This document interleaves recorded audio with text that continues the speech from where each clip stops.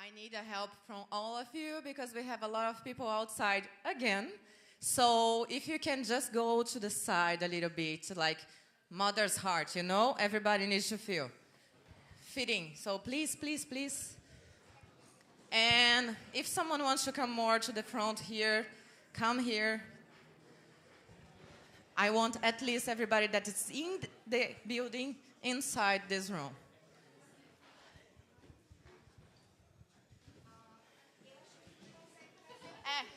If you want to bring your chairs to the front as well, that's good, yeah? Yeah, perfect. Same here, if you want to bring the chairs a little bit to the front, please.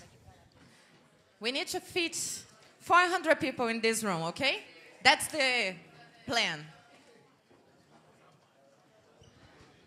And I know most of us, it's Brazilian and speak Portuguese, but this room here is not allowed to speak Portuguese at all, okay? It's just English here, but you can speak whatever language you want on the other rooms, okay? Is everybody in? Most of? Yeah? Can we start? Where is the presentation? The iPad.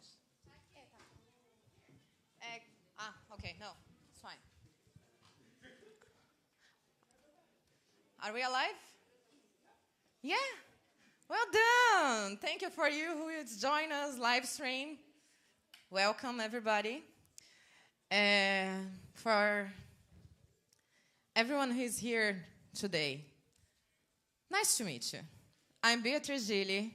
I'm a civil engineer here in Ireland, and I'm the founder of the U Engineer project. And today we are celebrating the 30th anniversary of my project. And for who doesn't know about the project, I'm gonna just give like a quick explanation what I normally try to do. Since I started to work as an engineer here in Ireland, I couldn't find anyone to ask about how was the job, how should I say a word in English, because I didn't have any clue how to ask.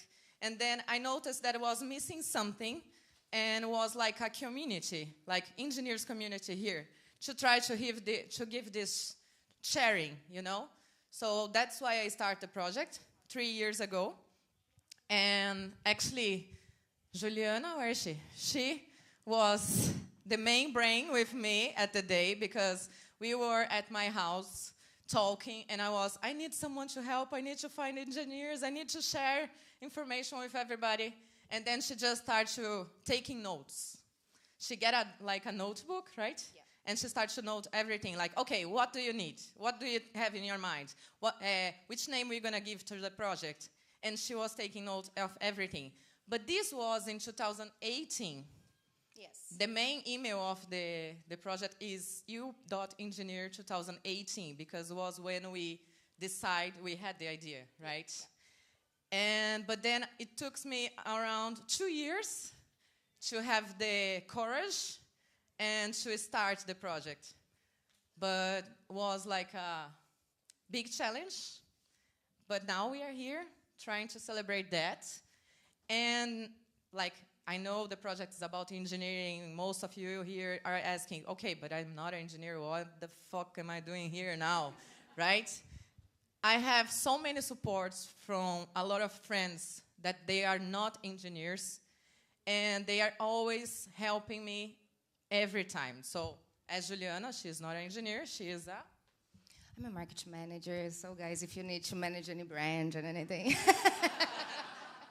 That's your girl. And I have friends from different areas, like pharmacists and software engineers. I have friends from, I don't know, sorry, I forgot. Yeah, but you guys know that you are from different areas and you are always supporting me. So the idea of the event is to help you guys who doesn't have the same support that I had before to start to building that. So that's why the name of the event is Building Bridges, because I want you all to have the same networking of friends and the same support that I have since 2018 when I started to work as an engineer. And most of the engineers from the civil area here will know one special engineer over there that was the first engineer that I talked in Ireland, André Macena. He's over there here. And because he did like a video with Dublin, just to share how he got the job. And he was the cleaner in a building, right? And he was talking during the coffee shop, with someone, and they said, "Are you an engineer?" "No, please, you need to apply for a job." So that's the idea of the event today. We are here to share, the ones who has the badges, they are here to explain to you how they got the job, how it was for them, how was the process, and to show you that's not impossible. It is possible. It's just a lot hard work. And when you have a good networking, it's going to be a little bit easier. Not easy at all, okay? Everybody needs to work hard to be with your card, but it's possible. So the main idea of the event is to help you to believe on that. So thank you all for joining me. I want to ask a big favor for all of you. There are so many people who would like to be here today and they couldn't because we couldn't sell any more tickets. Guys, it's 400 people coming. And I have no clue how to do it with this, okay? So, if you all could like take a photo, thanks.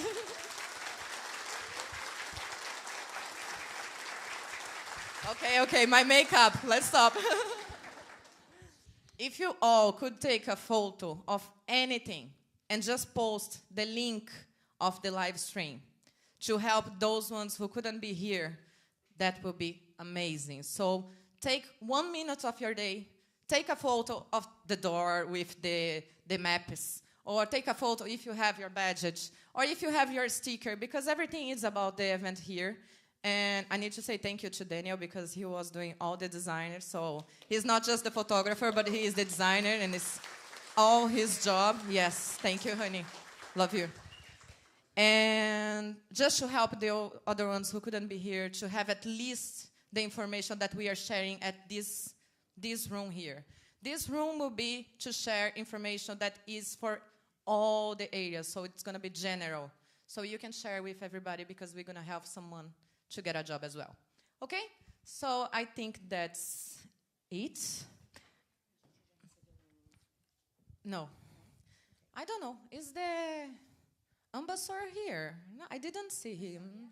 Marcel Beato. I don't think he arrived yet. So let me do... Yeah, let me do the big thing because no matter... Like, it's my idea, my event, and blah, blah, blah, but I couldn't be doing this just by myself, okay? It's impossible.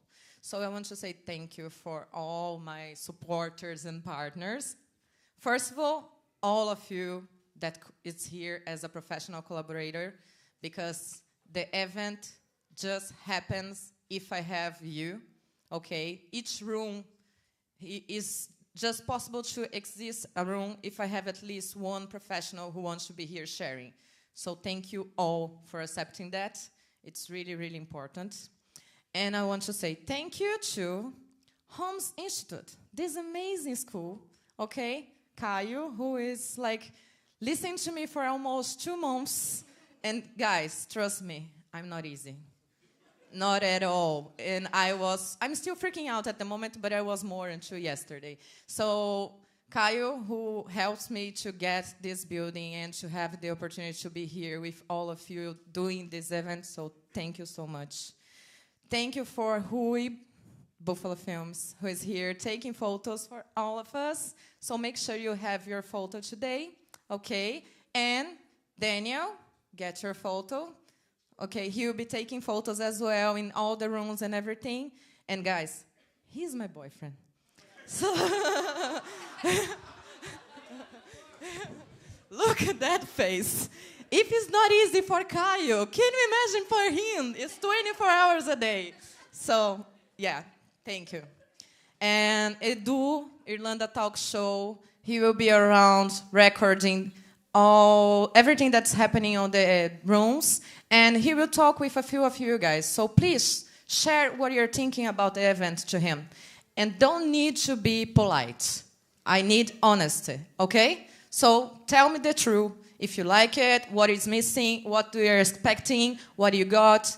I need the truth because we need this information to do something better next year. And you're going to see around, we have like a paper on the walls. It's a survey. So take another 5 minutes of your day today because we're going to have a lot of hours. And please fill the survey, okay? Mario na Europa. Mario is not here today because he had a problem. He texted me a few minutes ago. But Mario is always supporting me as well, so it's someone that's like part of that group of supporters. Ursula Perugini, for Perugini Cidadania Italiana. She is a friend, and she lives in Italy. And last year, she just came for the event. Like, she just came to Dublin to be on the event. This year, she is in Brazil for a wedding. But she was, like, all the time asking if I need help, how she could help. So she is another part of the supporters. Sugarloaf, Fabiano Maynor. I don't know if you guys noticed, but we have a food truck of Sugarloaf downstairs, okay? So we're going to have a break, but you are all more than welcome to eat anytime that you want. When you go downstairs where you're walking for the reception, on the left side, right, straight, left again. On the outside of the building, Fabiano will be there with foods and snacks and drinks for all of us. So you're more than welcome to go there. And because he is part of that, he's doing a special price for us. So it's going to be cheaper than normally is. I couldn't get for free. Sorry. Next time, maybe. And Talkiano Podcast, Thales and Dario. He is just there. He is the responsible for our live stream today. So big thing. Trust me, it's not easy. And he's responsible to make sure that I'm looking pretty. So it's harder. Okay, I think that's all. As we don't have the ambassador here yet, I would like to invite Caio to talk a little bit about the school. Thank you again for that. And if anyone is looking for English course or business course, he is your guy, okay? And he will be downstairs on the first room when you're walking on the right. He will be there to take all the information that you need and to give you all the information about the school. But please, can you talk a little bit about Holmes Institute? Thank you. Thank you. Thank you so much. Thank you, guys. Thank you. Thank you so much. I'm very happy to see all you here in our school, in our institution. Really proud. Beatriz, when spoke with me a couple of months ago, I was really excited about the event. It's really aligned with Holmes Education Group and what we like to give to students. Myself, Caio, I've been a student myself. I came here in 2012 to study English. I did my master's and I've been here for ages now. And I'm very happy. And I really hope that this event and that Holmes can help you guys find your dream job also and stay here. Okay? So pretty quick. So my name is Caio. I represent the group here in Ireland. And we are basically an Australian company. We started in '63. We were the first private company to do higher education in Australia. Long time ago. So guys, we know what we're doing. We have around 10 brands and 20 campuses around the world. We have schools in US, Miami, New York, here in UK, London, Oxford. We have in 5 different cities in Australia. And here in Ireland, our latest business is Holmes Institute Dublin, where we have our bachelor degree in business, quite different, very modern. And we also have 3 intakes a year. So we have intakes in June, October, and February. Okay, so really good for students who are here in Ireland, want to start higher education, and can't wait too long. Okay, so thank you so much, everybody, for being here. Thank you, Beatrice. Thank you, everyone. If you guys need any more information, I will be downstairs. And just enjoy, and I really hope to see you guys later on. All right? Thank you. Thank you. Hi, guys. So, for those who doesn't know me, I'm Juliana. Nice to meet you all. I need to say something important about her. Yeah, let me tell them. Okay, go for it. Okay, do you know, I know this always girl. say that. Yeah, she always said that. But we know each other for 30 years. Yes. Although we have 20, but... Yeah, no. But yeah, we met each other with 6 years old. Yeah. I just look at her and I said, oh, you look so beautiful. Do you want to be my friend? And yeah, it's exactly what happened. So thank you all for being here. It's a pleasure for us. And I think we can go. Just give me a second, okay? So we are waiting for the ambassador, but then we can follow and continue with Tati. Yeah. So I'm going to present. So we're receiving Tatiana Guaglio. Is Guaglio? Quaglio. Quaglio. So Tatiana is graduated in psychology at GBS, researched focus on social support and coping strategies in the experience of Brazil living in Ireland. She's a crisis support volunteer and a systemic and body therapist and family constellation facilitator. Tati, you can come. Thank you. You're welcome. Just gonna get your presentation.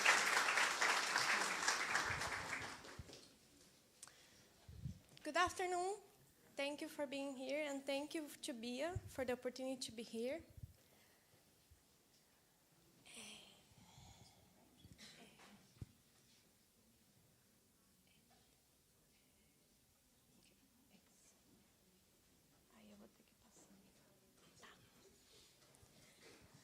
Well, so how to manage emotions? I will skip my presentation because she already said. Okay, thank you. So I would just add that I came to Ireland in 2016. I came as a student as well to study English, and then I found my ways to stay. And I actually came to stay. I didn't think of going back to Brazil, maybe just for holidays. And I'll let you do the count, how many years I am here. I'm a graduate in psychology, as you said, and the crisis support is something I do volunteering, which I really like, and it's really, how can I say, fulfilling for me. And I'm here to talk about how to manage your emotions. But what are emotions? Can you see? No. Yeah. So the first thing we need to understand is the difference between emotions, feelings, and thoughts. And we don't really think much about it. We usually put all of them together in the same basket. Thoughts are easy because it's everything that's in our mind. It's what we think, and especially those that we use the words if, will, or would. When we're thinking of possibilities, of probabilities of what can happen. Feelings, in general, are about the meanings we give to these thoughts. It's what happens when we understand or we notice, we perceive these thoughts coming in our minds, and we actually give this a meaning, a word. And these feelings can be anxiety, frustration, stress, excitement, happiness, and so on.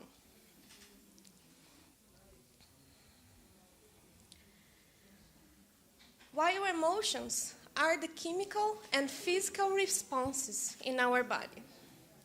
It can be an instant reaction or generate an increasing body sensation as a reaction to a moment. Something that we see, we hear, think, or feel. And that happening comes to a thought in our mind, and then it comes the emotions.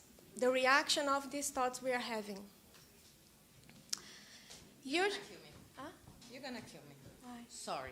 It's okay. I need to interrupt her for a moment. Can I have the microphone just for a Yes. second?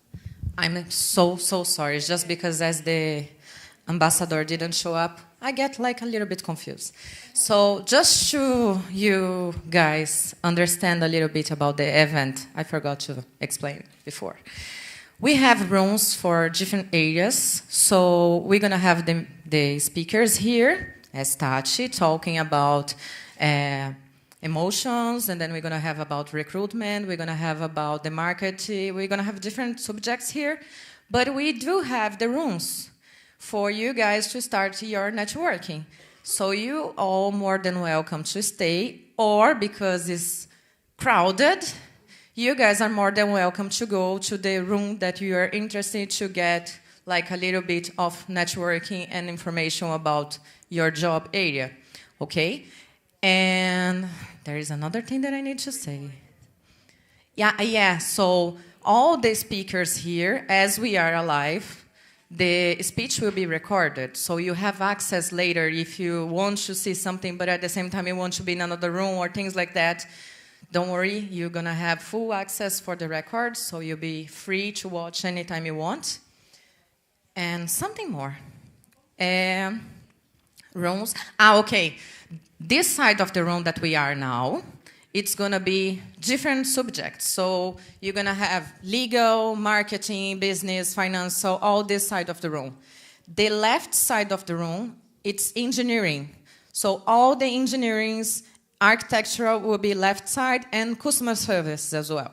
Okay? So I know everybody wants to stay here and watch Tachi, but it's not comfortable for everyone. So if you want to go to your room now, that's the time.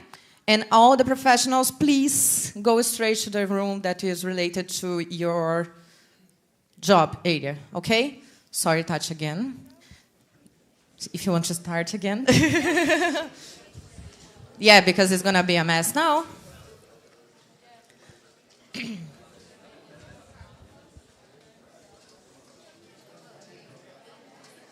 É que eu fui ver se o embaixador estava aí. Né? Eu achei que ele ia chegar e ele ia falar, então tinha que estar todo mundo aqui enquanto ele ia falar. E aí depois a gente podia fazer isso, mas me perdi nas palestras. Sei lá, nem sei onde está meu celular. Tá com ela. O que, ele não vem? Ah, não.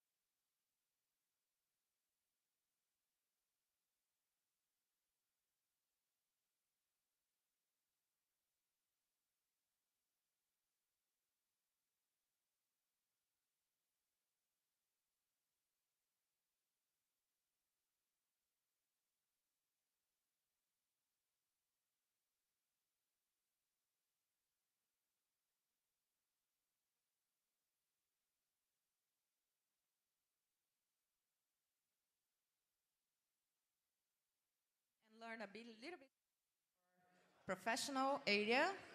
Just go, please. And você quer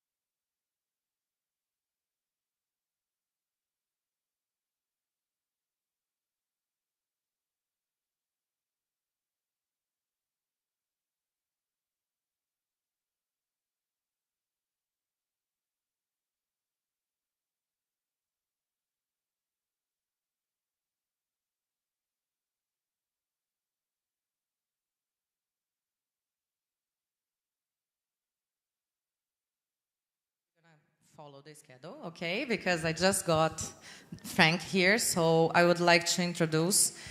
They are from Dublin City Council, so I would like to introduce them to talk a little bit about Dublin City Council and the opportunities we have. So please, Frank, Darcy, and I forgot your name. Please. Thank you. Hey, thanks very much. He's the chief executive. It's Owen Keegan, so yeah, so he's the boss. He's going to send me home now. He's the chief. Okay, ladies and gentlemen, thank you very much, and thanks for the invitation to be here. I'm Owen Keegan. I'm the Chief Executive of Dublin City Council, which is the municipal authority for the core city area. We, the local authority, you probably have dealings with us, but we provide a lot of basic services, particularly in the area of roads and traffic, housing, fire and emergency, physical planning, etc. We employ about 7,000 people, or about just under 6,000 full-time equivalents. And the good news is that we're having great difficulty actually recruiting and retaining staff. So we're trying to reach out.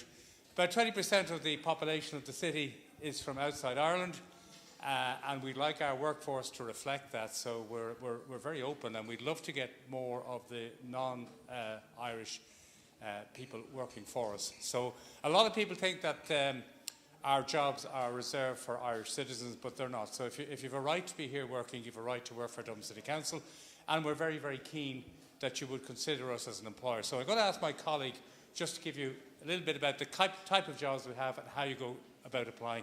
And I do hope in future we see more of you working for us. Thank you.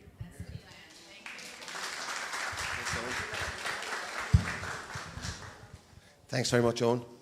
That's me with the tie up there. Today is a lovely, relaxed Sunday, so no tie.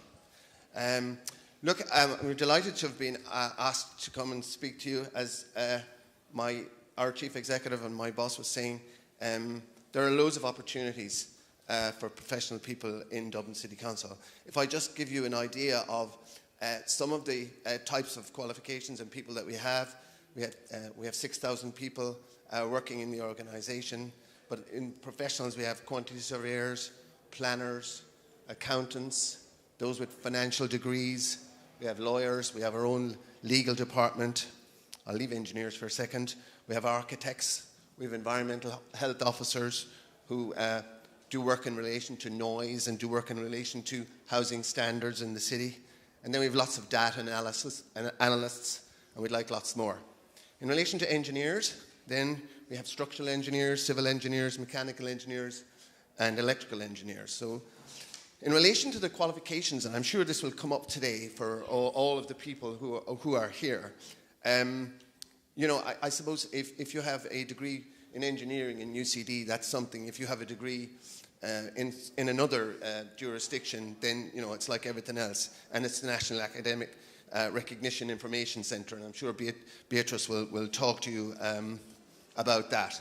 So, look, the recruitment process, we organise all of our vacancies. All of our vacancies are open to external candidates. They're all on our websites. There's kind of 2 different websites that you can check for opportunities in Dublin City Council.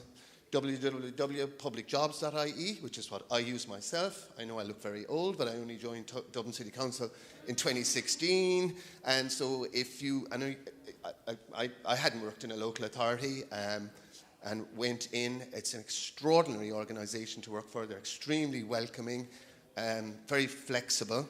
And the other one then is careers@dublincity.ie. And both of these websites are available to you. We have an online recruitment system. So just in relation to the interview process, all of our interviews are conducted in English. When that's maybe an issue or maybe not an issue, but all of our interviews are conducted in English. All of the interviews for whatever area you want to come into the public service are competency-based interviews. So they will talk to you about management and change, strategic management. They will talk to you about what you've done previously in your life in relation to delivering results. They will talk to you about performance through people, What we have as an organisation, Owen and I, we have lots of money and we have lots of people. That's all we have. And so to do all the various things that we do in all the various sections, we look after our people. So it's performance through people. They'll want to know whether you're personally effective. And they'll want to know roughly if you've got some idea. There's no point in coming to Dublin City Council to work with us and somebody sort of saying, what do you know about Dublin City Council? And you say, well, actually nothing. Well, that's not really you showing that you want to join us. And so you've got to work a little bit at knowing that. Public sector values as well. So in relation to our engineers, we have engineers who work in fleet management, in surface water, flood management, roadworks control units, road construction, road design, road maintenance, public lighting, cycling facilities, which is close to Mr. Keegan's heart, traffic management, road traffic, water services, and in my area then housing, capital works, enhancement works. We have 28,000 properties in the city, so we're the biggest landlord in the state, and we need to maintain all those, and we need engineers to help us to maintain all those. So I hope I've given you some sort of an idea of how you would join us. We'd love to see you apply to enter. All of the jobs are open, competency-based, and I wish you all the very best. Beatrice. Just quick question. Important one, I think, for all the Brazilians ones around here, right? Do you know if it's possible to get work permit from Dublin City Council? Are you guys normally apply for work permit? Yes. So happy days.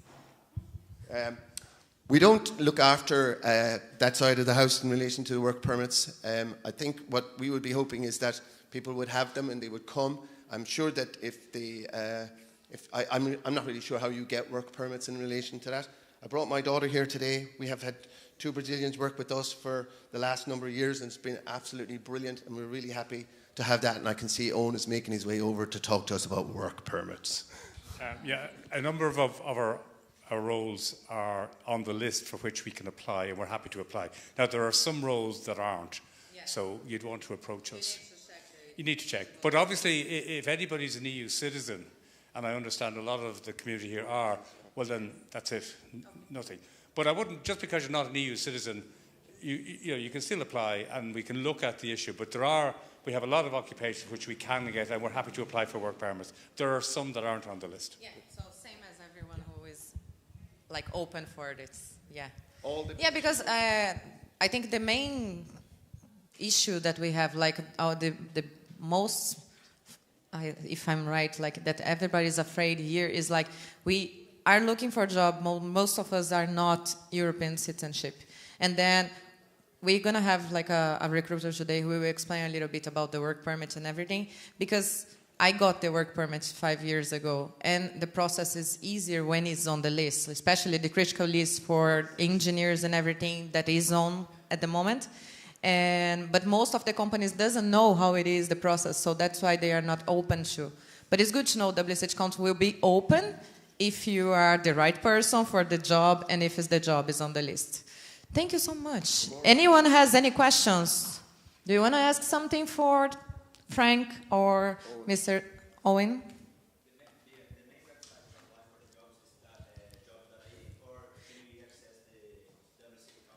Is public jobs, right? The main job for the website? There are 2 websites. There's our own one, Dublin City, Careers at Dublin City, and then the public jobs one. Publicjobs.ie. There's a lot of our senior positions are public jobs and open competition again, and the competency-based interviews. And one of the things I would have said about the competency-based interviews is I use it myself at interviews. It's the start thing, when you're talking about what's happened to you, the situation, tasks, actions, results, and some review and insight. Just being able to tell a story. If you're going to interview, tell a story. People love being, tell a story, and they'll engage with you, and then it gets better and better. Yeah. And do you know if the process to be hired on Dublin City Council, is that a long process? Do you have a lot of levels and interviews normally, or? Typically it's just one interview, but then there is a process of verifying your qualifications, so we'll have to make contact with the relevant academics. So there's a little bit of bureaucratic work. But and for some jobs you have to be vetted. So if you're working in our park service, people have to be vetted. So there are some jobs, or in a library, that takes a bit of time, particularly for non-nationals, because contact has to be made with your own country. So it can take a while, for some jobs. Yeah. Just the bureaucratic time. Yeah. Okay. But the internal process is just one interview. Usually one. Okay, great. For me, there was a presentation as well.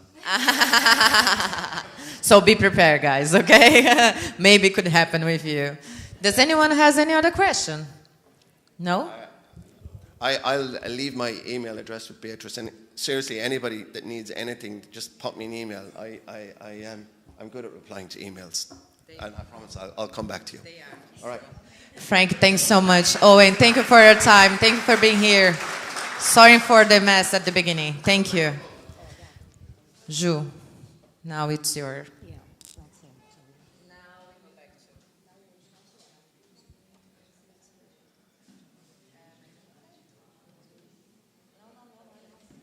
Okay, so let's go back. Sorry, guys, about that, but we are having back Tatiana now to talk to us about managing our emotions. Thank you, Tat. Thank you, Ju.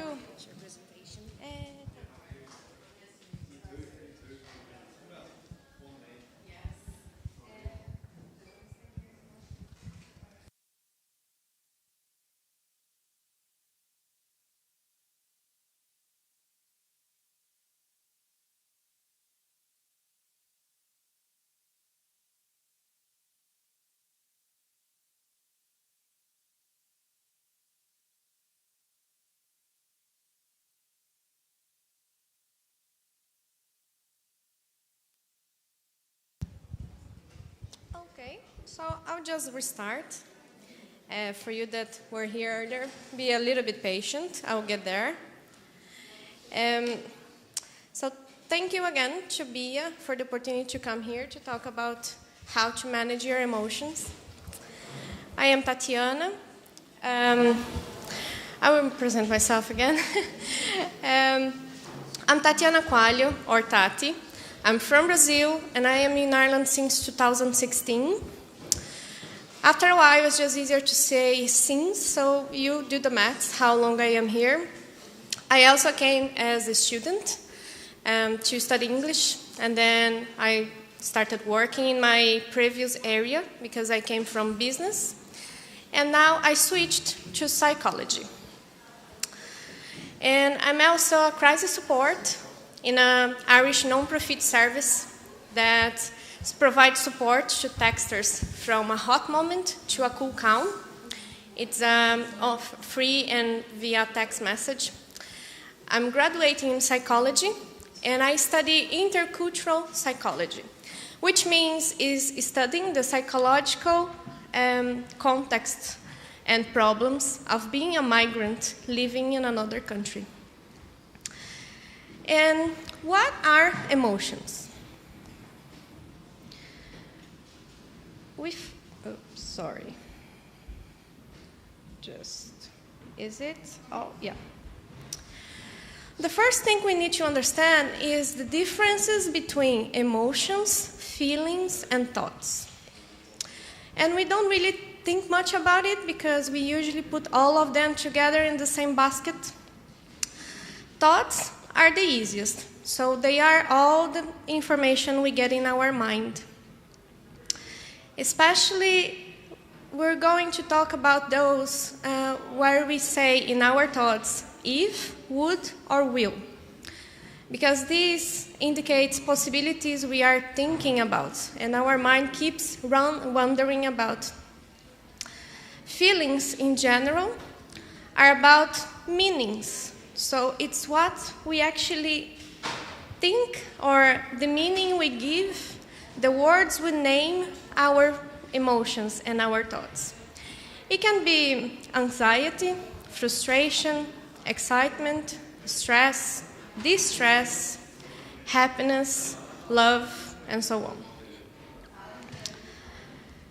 While our emotions are actual chemical and physical responses to our body, who watched Inside Out? They are the basic emotions in our mind. that drive our behavior and our feelings.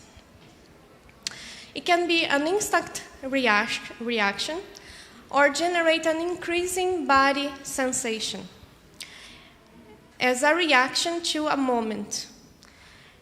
It can be something we see, something we hear, something we think and feel. Most of times we have a combination of all of these together. And we have these 5 basic emotions that come with us from manufacturing.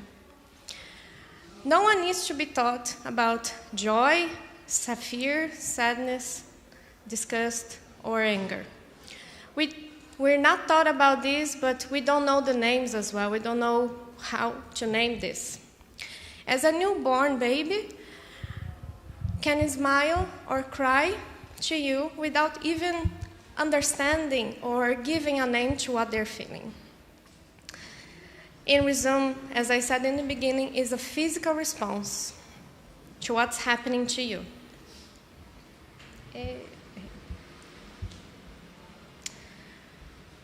And to give you a more practical example, imagine myself, Tatiana is in the front door in that room, waiting to be called. Today I was called twice. And let's say that when I'm there waiting to be called, my heart gets faster, my body temperature increases, my breathing becomes heavier, my hands sweat, and maybe my body starts shivers. These are all physical changes in my body that indicate an emotion about what's happening to me now. Emotions are triggered by our thoughts. Those physical reactions for someone could be excitement. Wow, I'm thrilled. I am indeed thrilled. But it was as well a little bit of fear.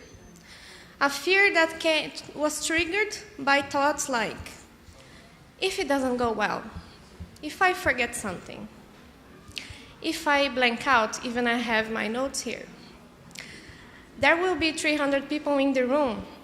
Now, not now, but there was. There was, and that was my expectation, right? Will they listen to me? So these thoughts can lead to what that means to me. That could be excitement, or in a different, as I said, can be a little bit of fear, but I can have the exact same body sensations as emotions with a complete different context and meaning. Like if I am dating my boyfriend for the first time and I got a bit nervous. So I could have all these sensations in my body, shivers, heartbeat, breathing, all of them. But I'm in a different context. So they are all the same reactions that will mean something different to me according to what I'm feeling or what's happening to me.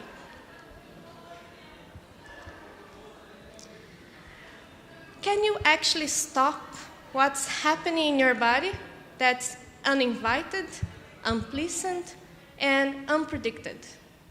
Most of our emotions are not predictable, except if you trained to understand and to notice those reactions according to a previous experience that would relate somehow, will be somehow similar to what you're feeling now.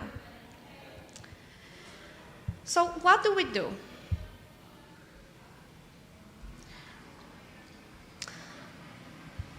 We need,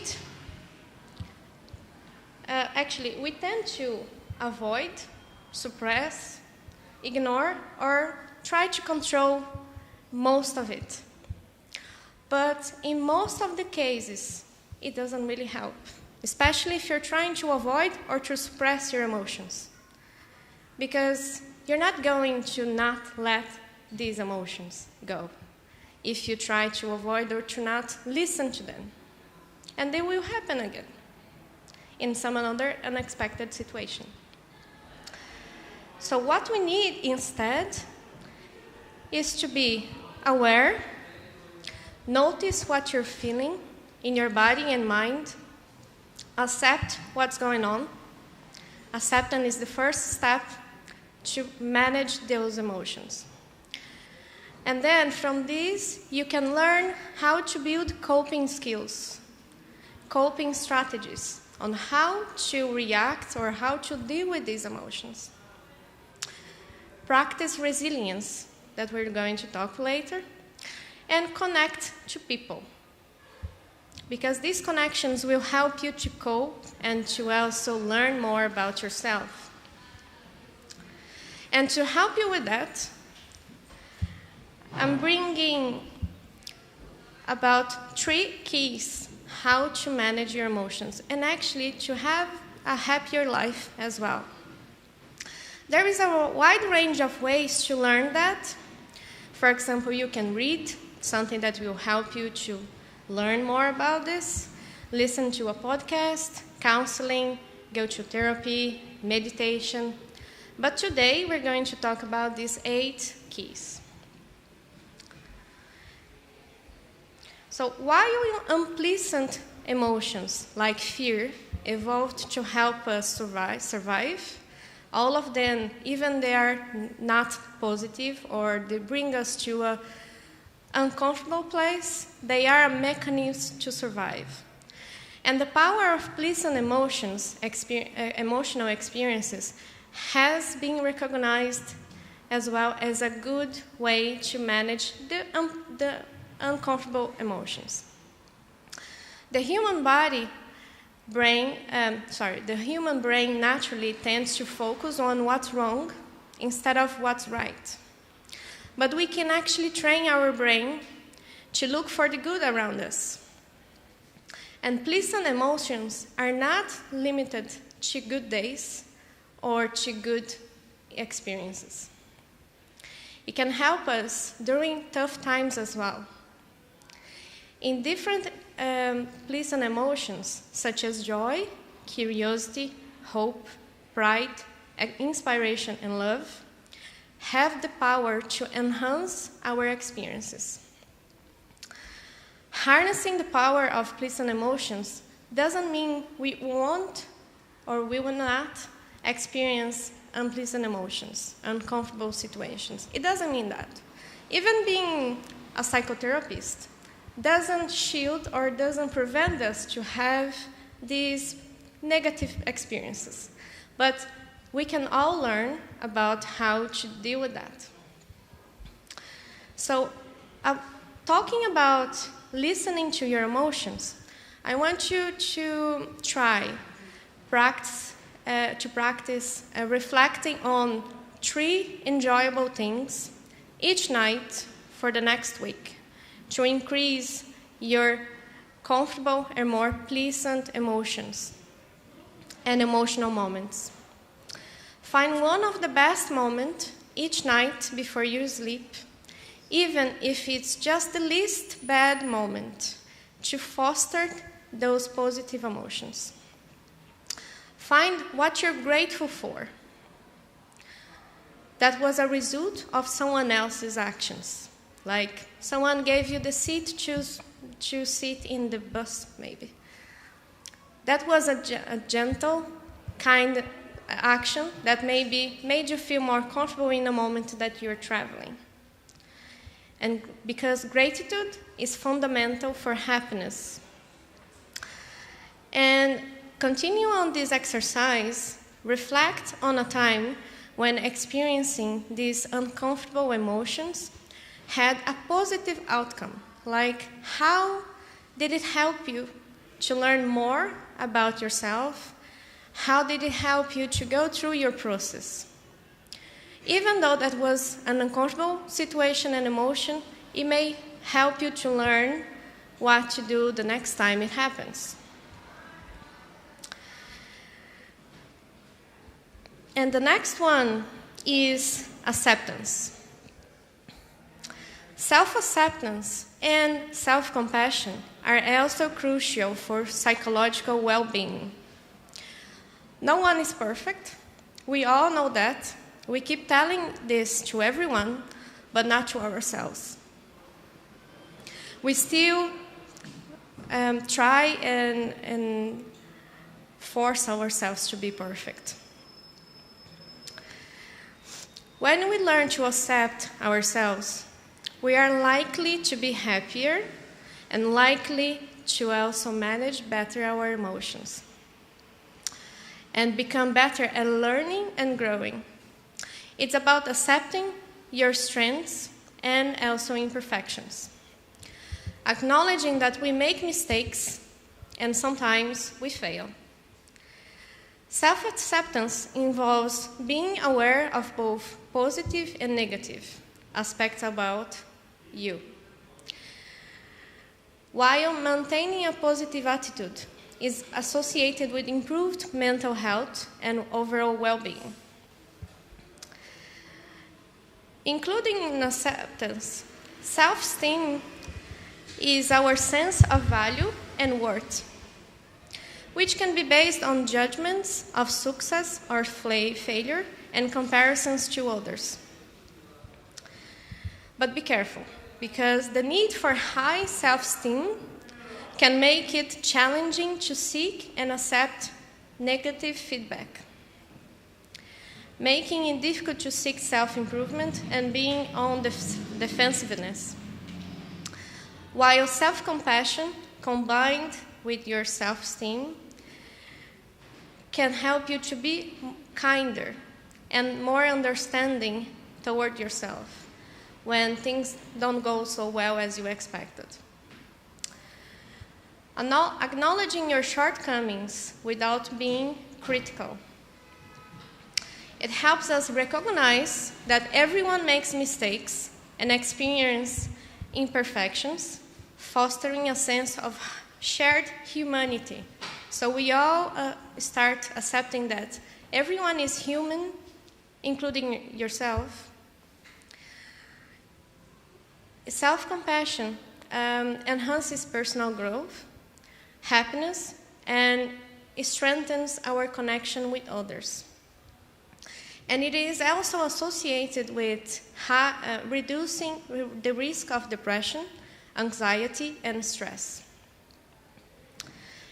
Practicing the self-compassion is acknowledging difficult emotions, expressing understanding, and avoiding judgment. It allows us to learn from our mistakes and work on self-improvement without feeling ashamed or avoidant. It also benefits our connections with others as we learn empathy, forgiveness, and acceptance. So my invite to you in this acceptance is, imagine how you would respond to a friend's mistake or failure. Now talk to yourself as you are that friend. Dissociate yourself from the emotions and see yourself as another person and talk to yourself like this. It will help you to cultivate a kind and helpful inner voice. Treating yourself with compassion and understanding as you would treat a friend, reflect on one's mistakes and struggles without getting stuck in these negative emotions. Reflect on your recent experiences using your strengths and plan how you can continue using these strengths in the future. The third one is awareness. So awareness is much about mindfulness. Mindfulness involves paying attention to our experiences without judgment. It helps us appreciate the present and notice things that we may have not noticed or we just ignored.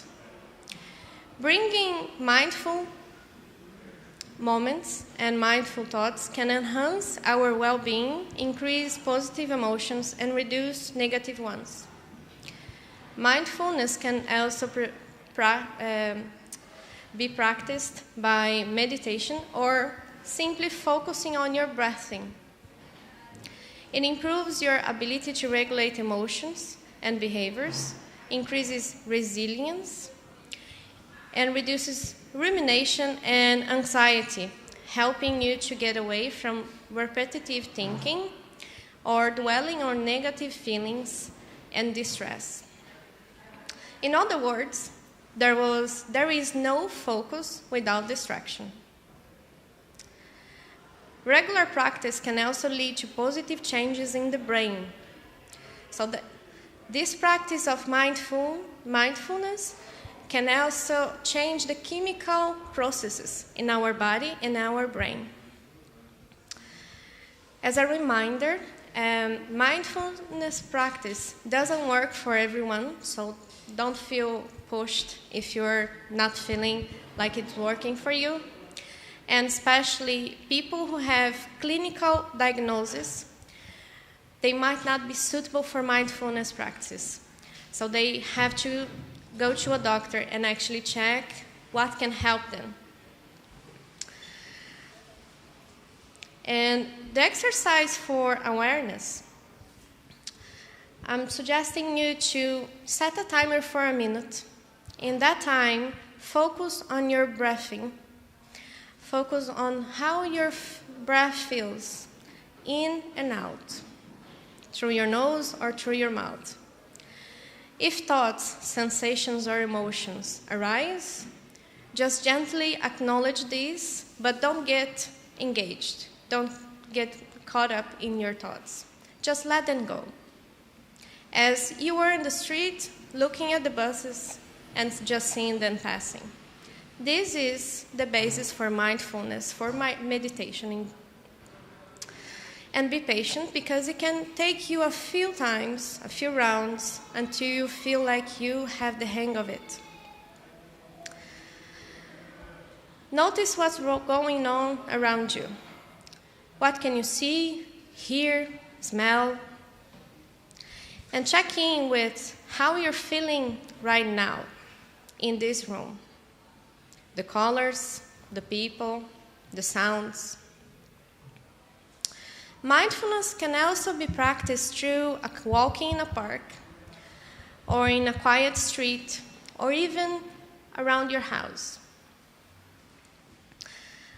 While you do this active meditation or mindful, set your alarm for 5 minutes. And as you walk, focus your attention on your feet and how it feels as each step touches the ground. I like to do that on the grass, bare feet, for example.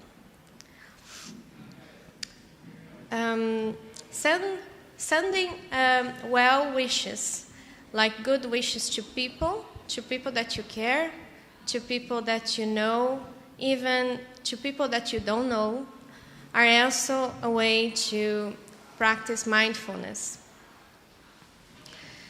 Try it with your neighbors. Even though you may not like them, try to send them good wishes. And notice how it feels to you.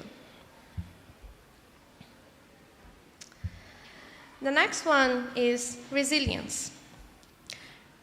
This is about recovering and returning to our normal selves after going a difficult time, after going through a difficult moment, a discussion, argument, or maybe the bus passed and you couldn't catch it.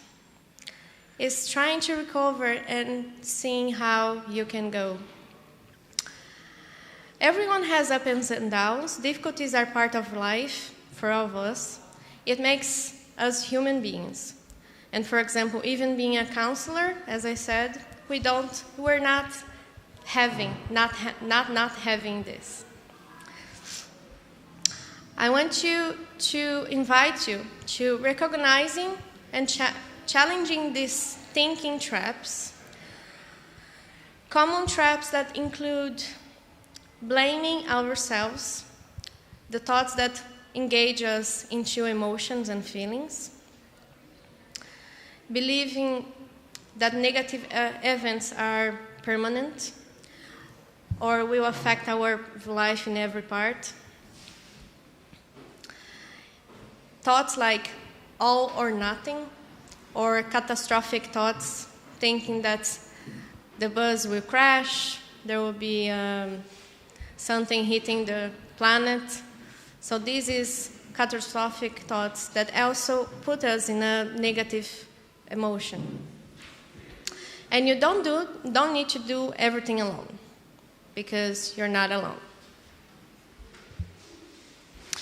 And check the evidences for these possibilities that come in your thoughts.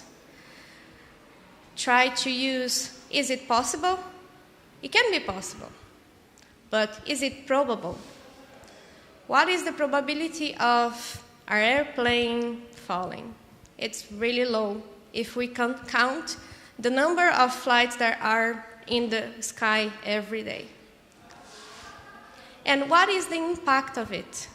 If this is possible but not probable, even if it happens, what is the impact happening in my life? The next one is about meaning.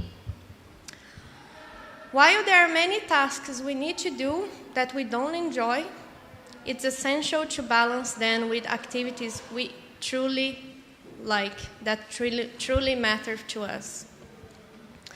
Pleasures and brief positive emotions are not enough for long-term satisfaction and fulfillment. Meaning can be found in various aspects of life, such as relationships, work, hobbies, learning, nature, and contributing to nothing bigger than us. To something bigger than us, sorry. Reflecting on our connections and impact we make in the world can help us recognize meaning in life. So meaning can also be called purpose. What is my purpose? And this purpose doesn't have to be saving the world, okay? It doesn't have to be ending the starvation in the world, even though this is important. We can make difference in our own community, doing small things like this event. It's happening and it's helping other Brazilians to find their connections and find a new job. And even connecting to other people that are not Brazilians as well. Reflecting on our connections, and psychological meaning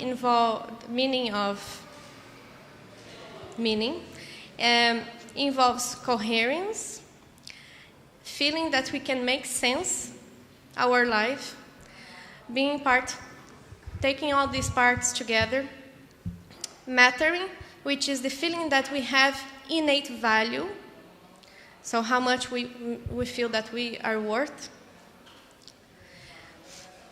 and purpose, which has a sense of direction. So where do you want to be? It's for a long-term aims, and we strive for and we look for in our life. And work is also important to have a meaning. So try to find a job or something you can work on that it's meaningful for you. Even if it's not all parts of it, but finding meaning in your work will also help you to grow. And the exercise for this is, there's plenty of exercise you could do actually, but what are you proud of today? How would you like to be when you're 85 years old and you're trying to look back and see what you're proudest of? Write a letter to yourself of all of it that you want to be until you are 85, and keep it for when the time comes. You will find where you are. Maybe you change plans. Yeah. Yeah. The next one is direction. The importance of our thoughts and actions are related to the future impact directly impacts directly our present. As we saw in meaning, it will give you direction to where you want to be.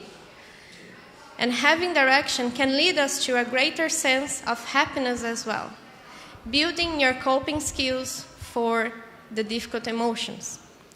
Having a sense of direction, optimism, and hope contributes to feeling happier and experiencing positive emotions. Being optimistic, it's not about fantasy. You can find realistic optimism where we feed hope to enhance our resilience and the ability to cope with challenges, to approach constructive relationships, and seek support from others. Working towards meaningful goals connects our present to the future and boosts our well-being. Many studies show that we can use direction as a tangible way to turn our dreams for the future in reality. And the exercise for direction, besides the letter for you when you're 85 years old, for you to write this letter, you can imagine your best possible future. And try small, try slow. Try for the next 6 months. Maybe you can try for the next 5 years. And then you grow over the future and see how you want to be. It doesn't mean that you will follow all this, because a plan is just like a plan. It doesn't need to be exactly that same way, because it actually will not. You will find things on the way to change your plans, but the plan will give you direction. The next one is exercise. It's not my favorite one, but it's important. Because scientific research shows that many benefits of exercise for our psychological health and happiness. Exercising and being physically active can help us manage, treat, and even prevent depression and anxiety. It can boost our confidence, helping you manage stress, helps sleep. Indeed, when I do exercise, I sleep better. And think better too, because our brain functions better with chemical reactions to this exercise. It's not all about running marathons or going to the gym, lifting weights, or having loads of protein shakes, okay? There are simple things that we can do to be more active every day. It can be a walk, a run, a dance, swim, cycle, in yoga. I do cycle and yoga. It's almost endless. And it's more important to find what you like to do. Because if you do it just because you have to do, it will not be pleasurable and you will quit soon.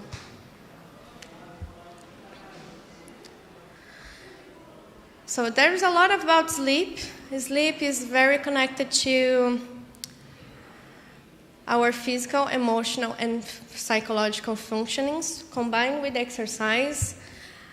It actually, while we sleep well, there is a lot of hormones are working in our body to regulate our emotions and other things that happens in our body. So try to do, for example, sleep hygiene to keep away from the screens. And the next one is, and the last, relationships. Because connecting with people and finding who to trust, who to lean on, finding the joy of being among others will help us to feel connected and also have a sense of belonging. Among those that you feel you can be yourself, it It can boost your self-confidence and self-esteem. It will help you to be able to manage your emotions in difficult and unknown situations. Whether these connections are with your partner, family, friends, work colleagues, neighbors, or your wide community. They can all contribute to happiness and resilience. So taking action to build, maintain, sustain, and strengthen your relationships is important. It doesn't mean that you have to have 20 best friends, but have good ones. Having close relationships with your family and friends will provide you love, meaning, support, and can also increase our feeling of self-worth, as well as being part of a social network like Brazilian communities or groups, smaller groups, can bring us this sense of belonging. Even sharing your thoughts or difficulties will help you to belong more and will build your confidence, and then you will be able to manage better your emotions. So I invite you to list the people you admire and what you admire. It will help you to identify who you are connected and or would like to connect, and even have as an example to people that you want to be around. As I said, it's not about quantity, but quality. What's an action you would take to reach out and connect with others when you feel lonely? Who will you go to? For everyone you meet and interact, find something positive about this person and find something you have in common. That's it for the 8 keys. And to finish, start slow. Take it easy. Start small. Remember to do a little bit every day. Try one thing per week, maybe. It will help you to reach all of these skills and also manage better your emotions, reframing your emotions in a way that they won't stop you from going forward, because they will not stop. And you cannot stop too. And as you progress, your emotions will be more like just a signal of something that you have to pay more attention. And going to the end here, I want to suggest you some resources that can help you to manage your emotion and live a happier life. The 8 keys I'm talking through you today is based on positive psychology, and they are 8 of 10 keys of the global campaign Action for Happiness. You can find more in the website. Action for Happiness is based on English. I am the co-lead of the first group in Portuguese, so we have the content in Portuguese as well, and there is the app mobiles where you can find more things about. If you are in crisis and you are struggling to find someone to talk to, in Ireland, you can text hello to 50808. That's a free text service message. In their website, you can also find a link to the WhatsApp, where you can talk through WhatsApp instead. It's a completely anonymous service. All the people will talk to you are voluntary. You will not know who they are, and they will not know who you are. And the purpose of this service is to bring people from a hot moment to a cool calm, and also provides immediate support when needed. If you want more help in your practice, there is plenty of mobile apps and other tools that you can use, but I'm here suggesting you these 4 tools, which are Fear Tools and WeBot. These 2 are particularly helpful for people who experience anxiety. So they walk you through a process where you will learn how to manage anxiety and other emotions. Mindfulness coach and Mindly will guide you with a different range of ways to practice mindfulness in your day. I will ask Bia to send to all the participants these apps as well. For me, that's it. Thank you very much for listening to me. I can see that everyone that stayed here who wanted to actually talk about emotions. I hope it was helpful for you. Anything, even one thing was helpful. And if we have some minutes for questions, if anyone wants to ask, after here I will be in the room 16 for healthcare and wellness. Thank you very much. Thank you so much. So do you guys have questions? Any of you want to make any questions? No? Thank you. Thank you so much. So guys, I believe we're going to get a break now because we don't have more speakers for now. Just let me confirm to you and I let you know. We have all the rooms. If you want to go walk around and see the rooms and get a coffee break, we are back around 3:34. Okay, for the continuations of the speakers. Thank you so much. See you soon.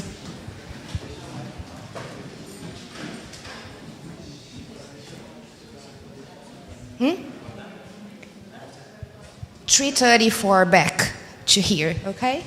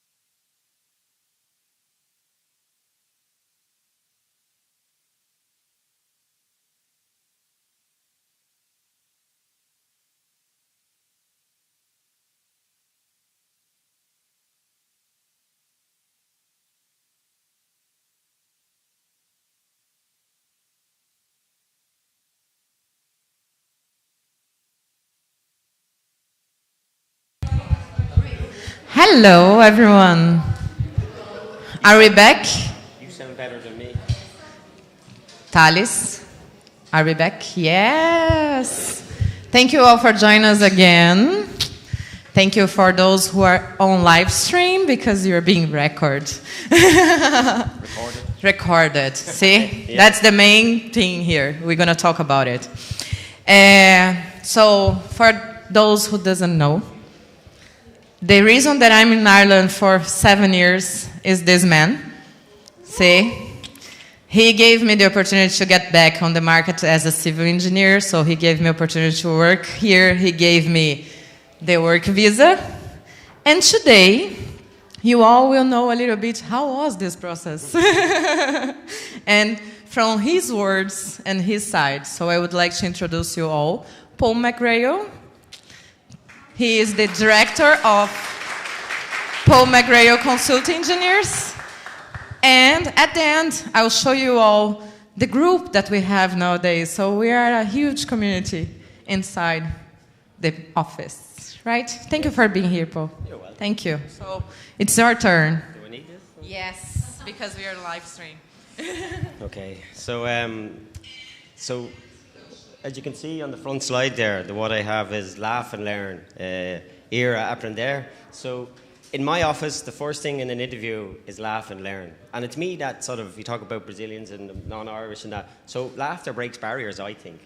And if you laugh in the office, it calms everybody down. Like Fernanda and Anderson have just joined us, and Beatrice was given out to me because I joke too much, like, in the office. Like, for me, like, eu estou sempre brincando, and I say all the wrong things. Like, but to me, laugh and learn is so important. Like, we spend 40 hours a week in offices or whatever you do, and you have to laugh. You have to enjoy it. Like, I'd hate for people to wake up in the morning and go, fuck, McGrail's office, I have to go into that office. Like, so that's why laugh and learn, you know. The next one is just Kate Mead Falcha. It's 100,000 welcomes. And the one thing I do ask when I'm talking to the Brazilians in my office, like, is, what did you think of Ireland before you came here? And what has Ireland done for you? Have you enjoyed it? Like, have we been as friendly as people say Kate Mead Falcha? Like, so most of them, and I joke in the office, just going, just come to the island, you'll be all right, like, you know. And most, yeah, once you get to the island, you won't leave, you'll love it, like, you know. So, and most, the people I know, when they come here, they sort of have this, I'll come for 12 months or 6 months, and they end up staying here, you know. So we obviously, as an island, we're doing something right, I guess, you know. Who am I? So the first thing I'll say is, Beatrice said to me, just give a talk, you know, about, you know, Brazilians in the office and what's it like to employ people in the whole lot. And she says, I'll give you a couple of pointers. Oh my God, you should see some of the things that she wrote down. I can't even read it, to be honest, like, but you'll see it further on, like, you know, all these big words. You obviously took it from the internet, you know. So who am I? Paul McGrail. I graduated in 1999. I did 9 years of part-time, so I did it the easy way, let's say. So 9 years of night school, got a degree, worked for a couple of different companies. In 2008, we all lost our job, or most of us. It was a worldwide recession. So as you do in a recession, you start up a business, like, you know. So I went knocking on doors, and eventually then I got work, and it grew. And then I got introduced to a developer, Glenveagh, Barney O'Reilly, one of the directors is over there. And so they grew, and I grew with them, you know. So, and then it became, you need to get staff. Where to get staff? Like, as Ireland just went on that very quickly. So this is where the Brazilians stepped in. And currently it does myself, Irish, Reese, Irish, and the rest non-Irish. They're just all Brazilians, like, you know. So the second thing Beatrice wrote down for me is, why is it important to have diverse talents to help a business to grow? I think as a nation we travel. So I think we're appreciative of when other people come to the island. Like, as I say, just come to the island, you know. And so I think different cultures. Like when Beatrice would tell you before Beatrice joined, did I hug? No. Do I hug now? All the time. You know, because Brazilians, their culture is kissing and hug and te amo and all that. Like, so, like, you learn from that. So, you know, I'm sure Reese is the same, to listen to different stories, what the Brazilians bring. And so, and, you know, we complement each other, I think, the Irish and the Brazilians. I read your history. And it seems like you were always battling. There was always a war in your country. Like, and even up to recently, I think you were still ran by the army. So I think we sort of share that as well. Like, we were always conquered by somebody.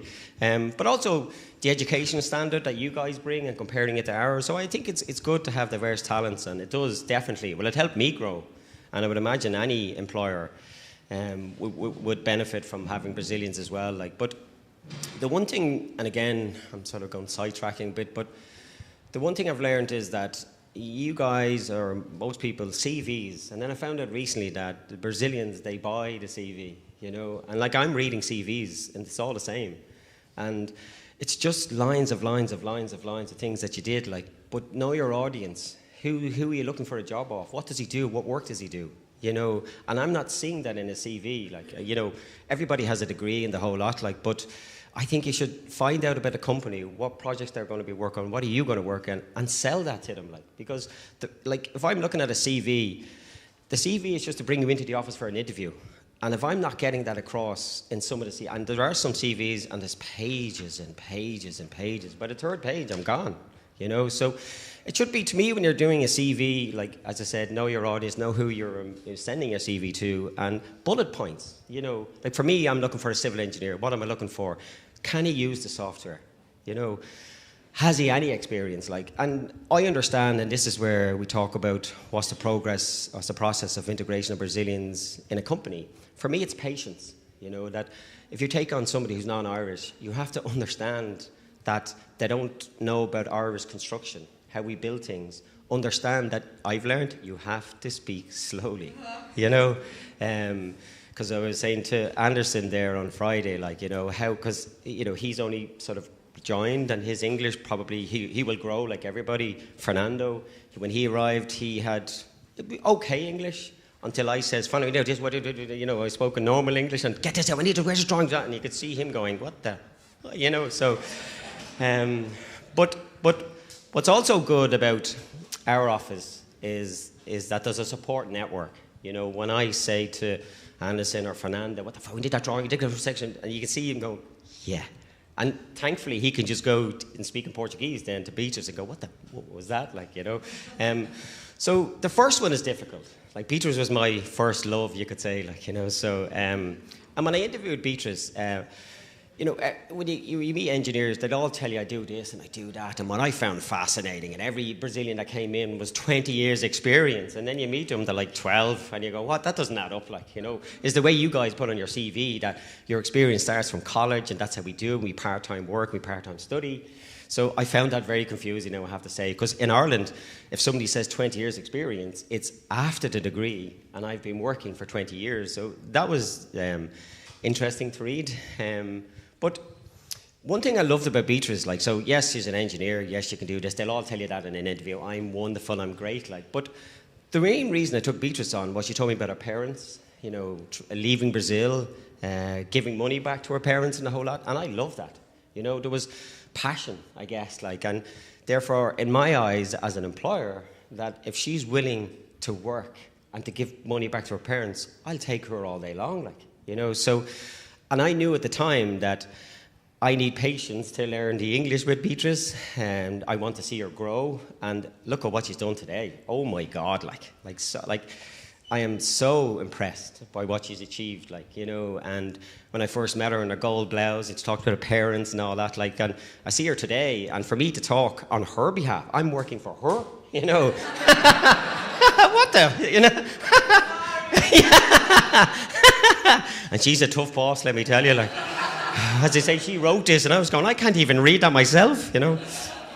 But yeah, like, she's amazing. And as I said, like, it was the passion that I saw. And if you're in an interview and you need to get that across to the employer, like, you know, 1 + 1 is 2. But you need to tell the employer, like, what can I do for you, like, you know. And for me, it was even a simple story about her parents and giving money back. And that's why I employed Beatrice at the time, like, you know. And also, it was funny that she came, oh, can I tell the truth? Okay. So one of the things that she says is, what's the benefits of employing Brazilians and all that, like, and so I took Beatrice on, and I didn't know there was this thing, Soho, and the work experience, and I didn't realise Soho was a sex shop. I just thought it was like one of these clothing companies or something like that. And then we were out on drinks one night, and she says, "Oh, I'll introduce you to my friends." And maybe she was only there a month or two, and I was going, "Great, yeah, I'd love to meet your friends." Now all of a sudden we're going into a strip club. I was going, "I didn't know these were your friends." And all of a sudden I walk, you get to the door, to the bang, and kissing and all that. Then we walk in, and all these nice ladies, you know, and then it's like to the bang, and I'm there going, as a man, you're like, "Ooh," and straight away she's like, "You know, you're my boss. Do not touch. You can look, but do not touch," you know. So that's the real reason I took her on, you know. And that's why she's still here today. I have a lifetime membership, you know. But just to make sure everybody understood, I was just the bartender, okay? Not where I was standing. But I think integration of Brazilians into the office, I'm very lucky that, so when I employed Beatrice, and who was second? Who was second in the office? Leo? Second in the office was Leo, okay. So then it became Yes, it was Leo. Yeah. So then for me it was a case of, okay, I would know an Irish person when he's sitting across the room, the way he speaks to me, what he says, his demeanour and all that. Like, would I get the same from a Brazilian? Probably not. So therefore, on the second one then, I said, well, you two now, you interview the next Brazilian. And that's how I work it, like, because, so I only come in at the very end. Like, the people in my office decide who's the next person to come in.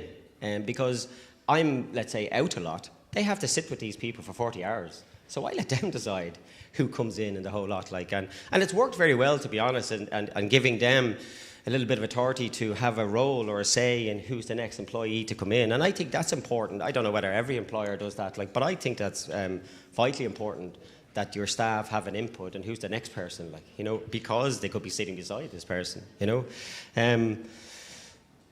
I'll go on to the next one, I guess. Sorry. These are some interesting figures. As an engineer, it's all about the figures, like, you know. And I was reading that in 1989, emigration was 70,000 from Ireland. Like, strangely, that's the number of Brazilians in Ireland currently today, like, you know. And we talked. I was talking at the start about having an understanding of, you know, Brazilians are coming all the way across the world to a different country, different language, different culture, you know. And as Irish people, we understand that because we travel the world and we've gone to different countries and, you know, probably have the mainly English-speaking, I'd say, but I'm sure there is a few that went to non-English-speaking countries, like. And I think also, and again, this is just my own opinion, I don't know whether every Irish employer has the same, that Ireland's economy only started to grow in 1995. You can see it there. From 1995 to 2007, it grew. So it was a short window where Ireland was prosperous. And then we fell off the wagon like everybody did in 2008. But it was interesting that just before the recession, that the Irish Prime Minister, this was a quote saying that he was proud to be brought an end to forced emigration. So I see that in the Brazilians that are coming over here, because your economy, you know, maybe whatever's going on at the political side of it, like sometimes they try to educate me on that side. But again, it seems to be forced emigration from your country, like, you know. So, and I think we get that, we understand that, like, you know. Even in 2009 to 2015, 265,000 people left this country, you know, and I think 120,000 returned. So that means there's 145,000 Irish people in other countries. So we get it, we understand that we're travellers, like, you know.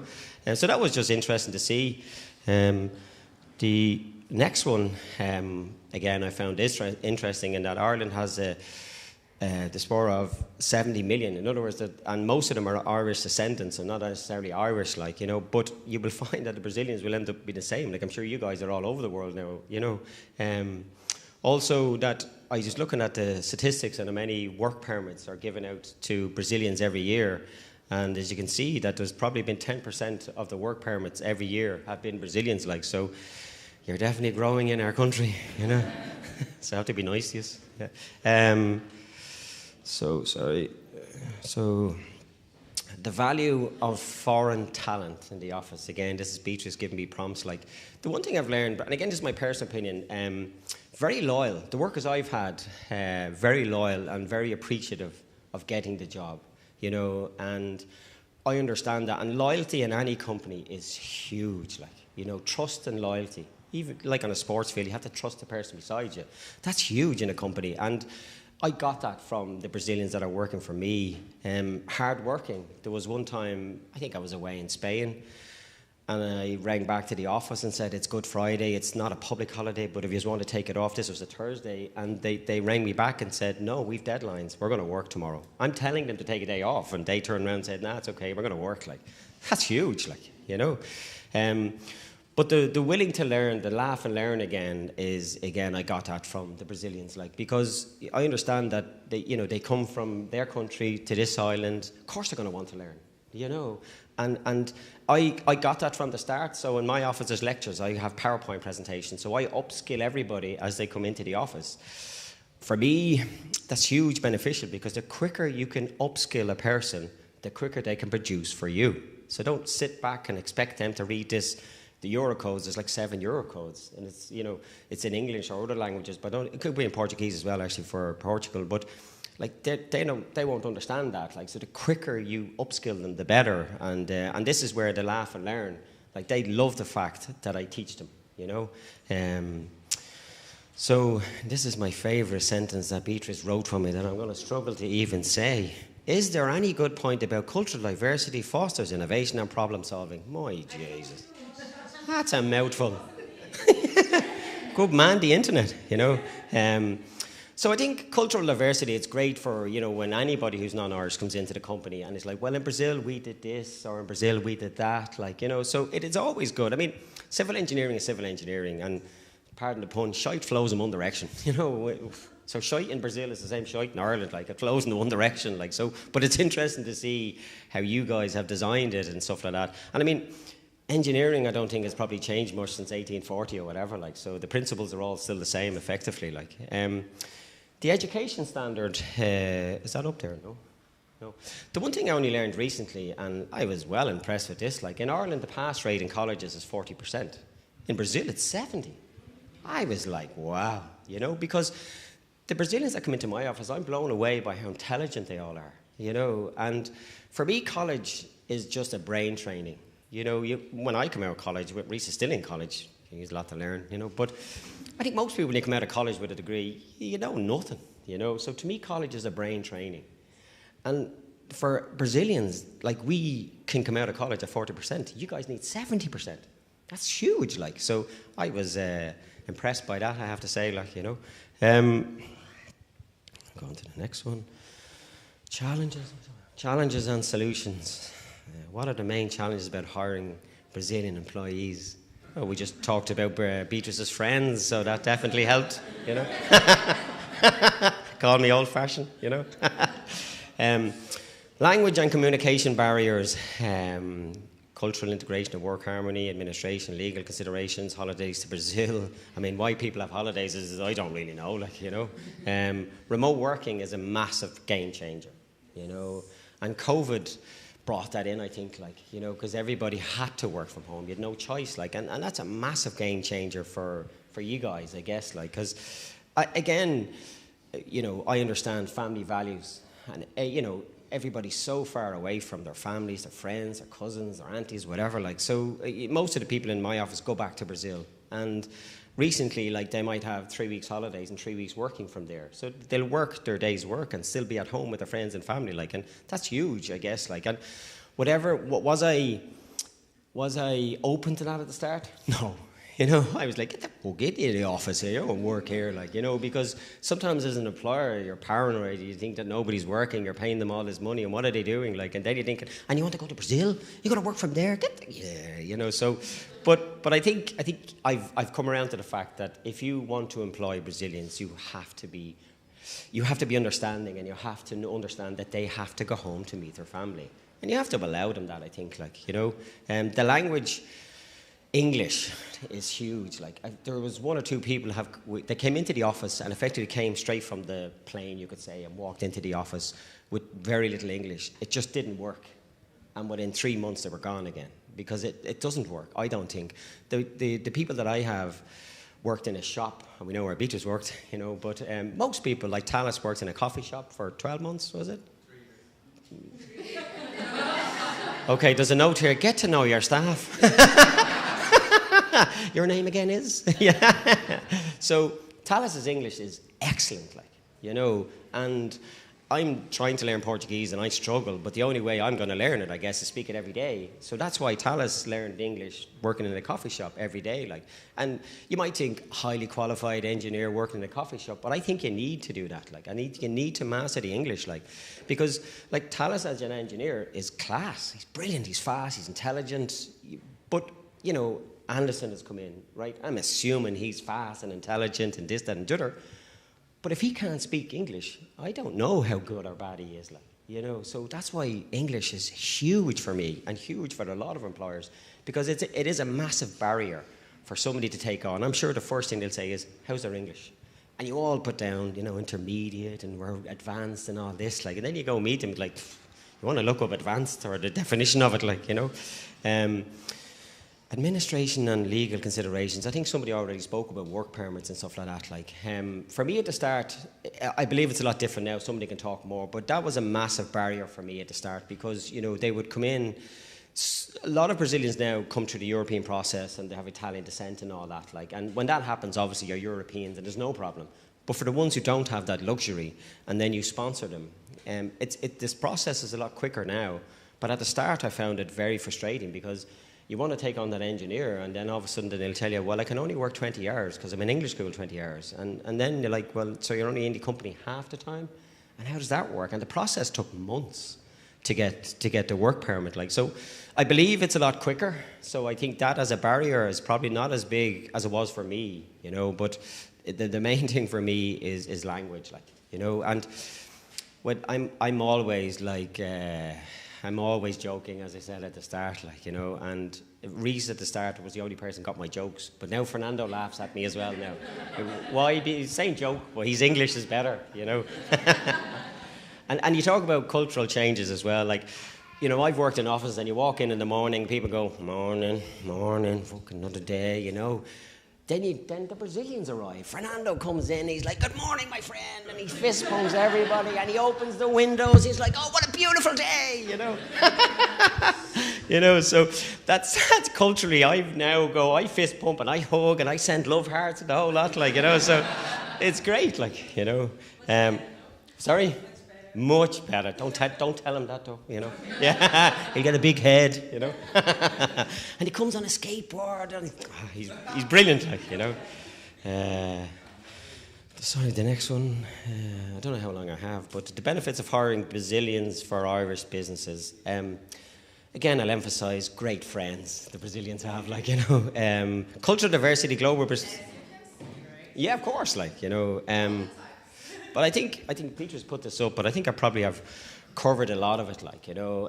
But the one thing that as I said, like, I had an opportunity with Glenveigh to grow, you know, and in fair play to Glenveigh, that you think I'll give them a plug, wouldn't you? I've said Glenveigh 3 times now. Will I say it again? Glenveigh. And they deliver fantastic homes at the right price and the whole lot, like.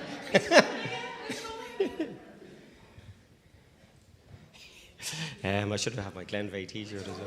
I think it's Glenveigh. Did I say Glenveigh? Okay, you know. But for me, they've been amazing for me as well. You know, that I was brought in when I was just a one-man gang, and then Peters came in. But it was like, you know, here's a lot of projects that are coming up, Paul. You need to get staff. And in Ireland, it's very difficult, like, you know. And so for me, having the market of Brazilian engineers has been huge for me. It allowed me to grow. Like, if I take on a project with 400 houses, I can't do it on my own. So therefore, I need 2 people. And then I get another project, I need another 2 people. So, you know, for me, having the luxury of the Brazilian engineers, that 70% pass rate, it's huge. Like, and I have grown a lot, you know, from having Brazilians in my company, like, you know. Creating a positive environment. Yeah, my initiatives taken to promote cultural understanding. Good. You tell me now and I'm halfway through the lecture. As I said, I'm working for you today, you know. Yeah. Oh, sorry, boss. Yes, boss. Yeah.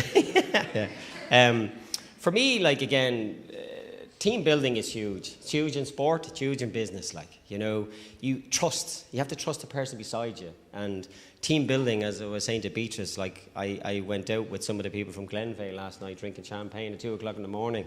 I had to do it, like, it's team building, I guess, like, you know. And but sort of we went to the races as an office, like, and I only found out, you talk about cultural changes, I only found out that only the elite Brazilians or, you know, Hika Brazilians go horse riding or go to the races. And then on Friday, I was playing golf. And then I was told, you know, that only the rich people in Brazil go playing golf. And I was like, I felt so rich, you know. So I'm Brazil, I think I'd make it in Brazil. But again, laughter. Like, you see that I'm trying to make you laugh, and everybody, hopefully, when you laugh, once anybody laughs, you relax. You know, it's very hard to be stressed and laugh at the same time. Like, so for me, laughter is key. Pints, understand, like going for pints, you know, team building. And the next one then is mentorship and professional development. As I said, I understand that when Brazilians come in, they have a lot to learn. But for me, the 70% education is huge. Like, you know, like, so the people I work for me, they're mad to learn, and I'm mad to teach. You know, so I taught in UCD for a couple of years, and I learned how to teach. There are some people who teach badly, some people teach goodly. I presume I'm okay. Am I, boss? Yeah? Okay. So, and every so often I'll say to the staff, is there a certain topic that you'd like me to talk about? Or if people struggle with something in the office, I'll say, you know, whatever, specification of concrete or something like that. And I go, well, do you know what? Let me write a lecture, and I'll do it the Friday to everybody. Rather than me just talking to Reese, I'll teach everybody. Like, and that's for me, I think every office needs to do that if you take on non-Irish, like, you know. And as I said, the quicker you upskill them, the quicker they can produce for you, like, you know. Sharing knowledge, as I said, like, about, you know, how you do it in Brazil and how we do it in Ireland and the whole lot, like, so that's the cultural change. Am I near the end, am I? Sorry, boss. I'm going to skip over that because I talked a lot.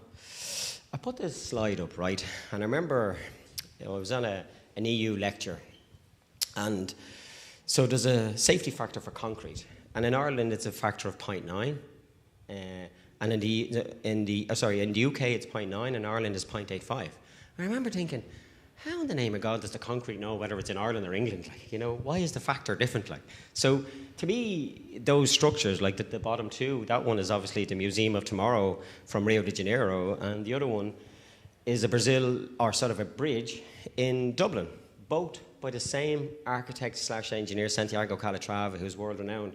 But, you know, so it just proves that sometimes language isn't a barrier, you know, and those top two is the pyramids, and the other one is an old Irish home. I think it's a beehive, they call it, like, but you don't need English to build that, like, you know. So that's why sometimes engineering can be very good in breaking down barriers, like, you know. So that's why I put that one up. Recap. No, talked about that. I think that's really it, I guess. Like, I don't know how long I was talking, like, but what did I talk about? So last night I went drinking. We ended up going to this place called House with champagne. It was so painful, I have to say, like, you know. How was your night at the nightclub? No, so let's take this opportunity. If anyone wants to know a little bit more or wants to do any questions for Paul here, that's your time. That's your chance. If you want to ask for something, or if you want to show and share. How is for you, Reese, to work with a lot of Brazilians? He said he'd speak, not me. No, does anyone has any questions? No? But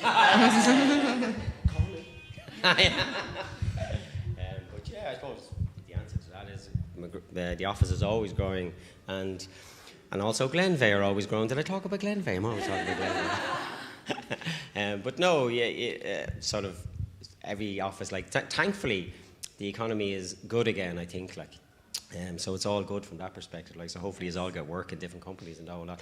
But remember that if you're going into a company, don't sell yourself short, like for the ones I've met are super intelligent, you know, and I guess you're in a different country, you're probably nervous, my English is not that good, and, you know, don't mind that, you know, sell yourself, because if I'm interviewing you, I need you, you know, and therefore you should sell yourself to me, like, you know, and be confident when you go into interviews and stuff like that, like, because as I said, the Brazilians that I've come across are amazingly talented, like, you know, and unbelievably intelligent, like.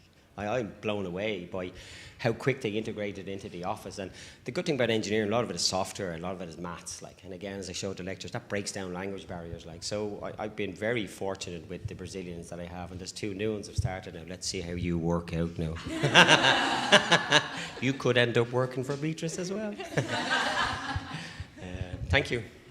Thank you, Paul. Thank you so much. Thank you.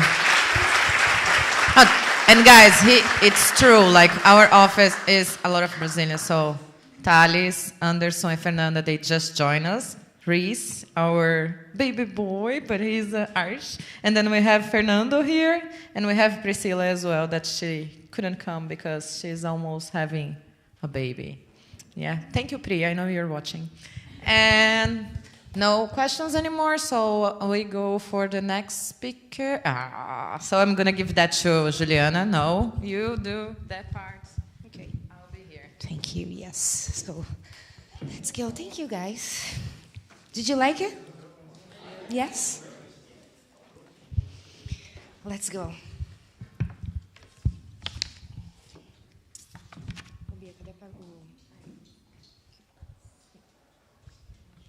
So now we have Mr. Owen Sweeney. How do I pronounce Sweeney? Oh, thanks. Mr. Owen Sweeney. So practical steps to finding a new role in Ireland. So he's director at Novartis Project Recruitment Specialist, experienced recruiter. Began his recruitment journey in 2003, focusing initially on the construction industry in his home country. In 2011, relocated to Sydney and returned to Dublin in 2016. One of the most popular recruiters around the construction community. Welcome, Mr. Owen. You can come, please.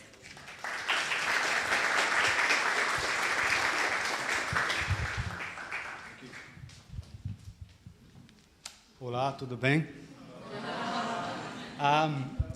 I see a lot of familiar faces here today. It's good to see them again. And to the others, I say hola e bem-vindo a Irlanda. Voce muito bem-vindo aqui. A lot of the stuff, just from hearing what Paul was saying earlier, I very much will be repeating what he was saying in terms of the education and stuff. But I guess I just want to start off by maybe going through 3 or 4 areas that may be relevant or may not be relevant. But again, as I say, I specialise in construction. I'm guessing most people in here are from construction or related sectors. And again, some of it's going to be pretty obvious. I'm coming from a recruiter perspective. Some of you will have good experiences with recruiters, some not so good. And I'll sort of go into that in a bit more detail in a while. 3 or 4 areas I want to touch on. The first, I suppose, is securing your first role in Ireland. I'm guessing, is there most people here haven't secured their first roles, looking for their first role in Ireland? Yes?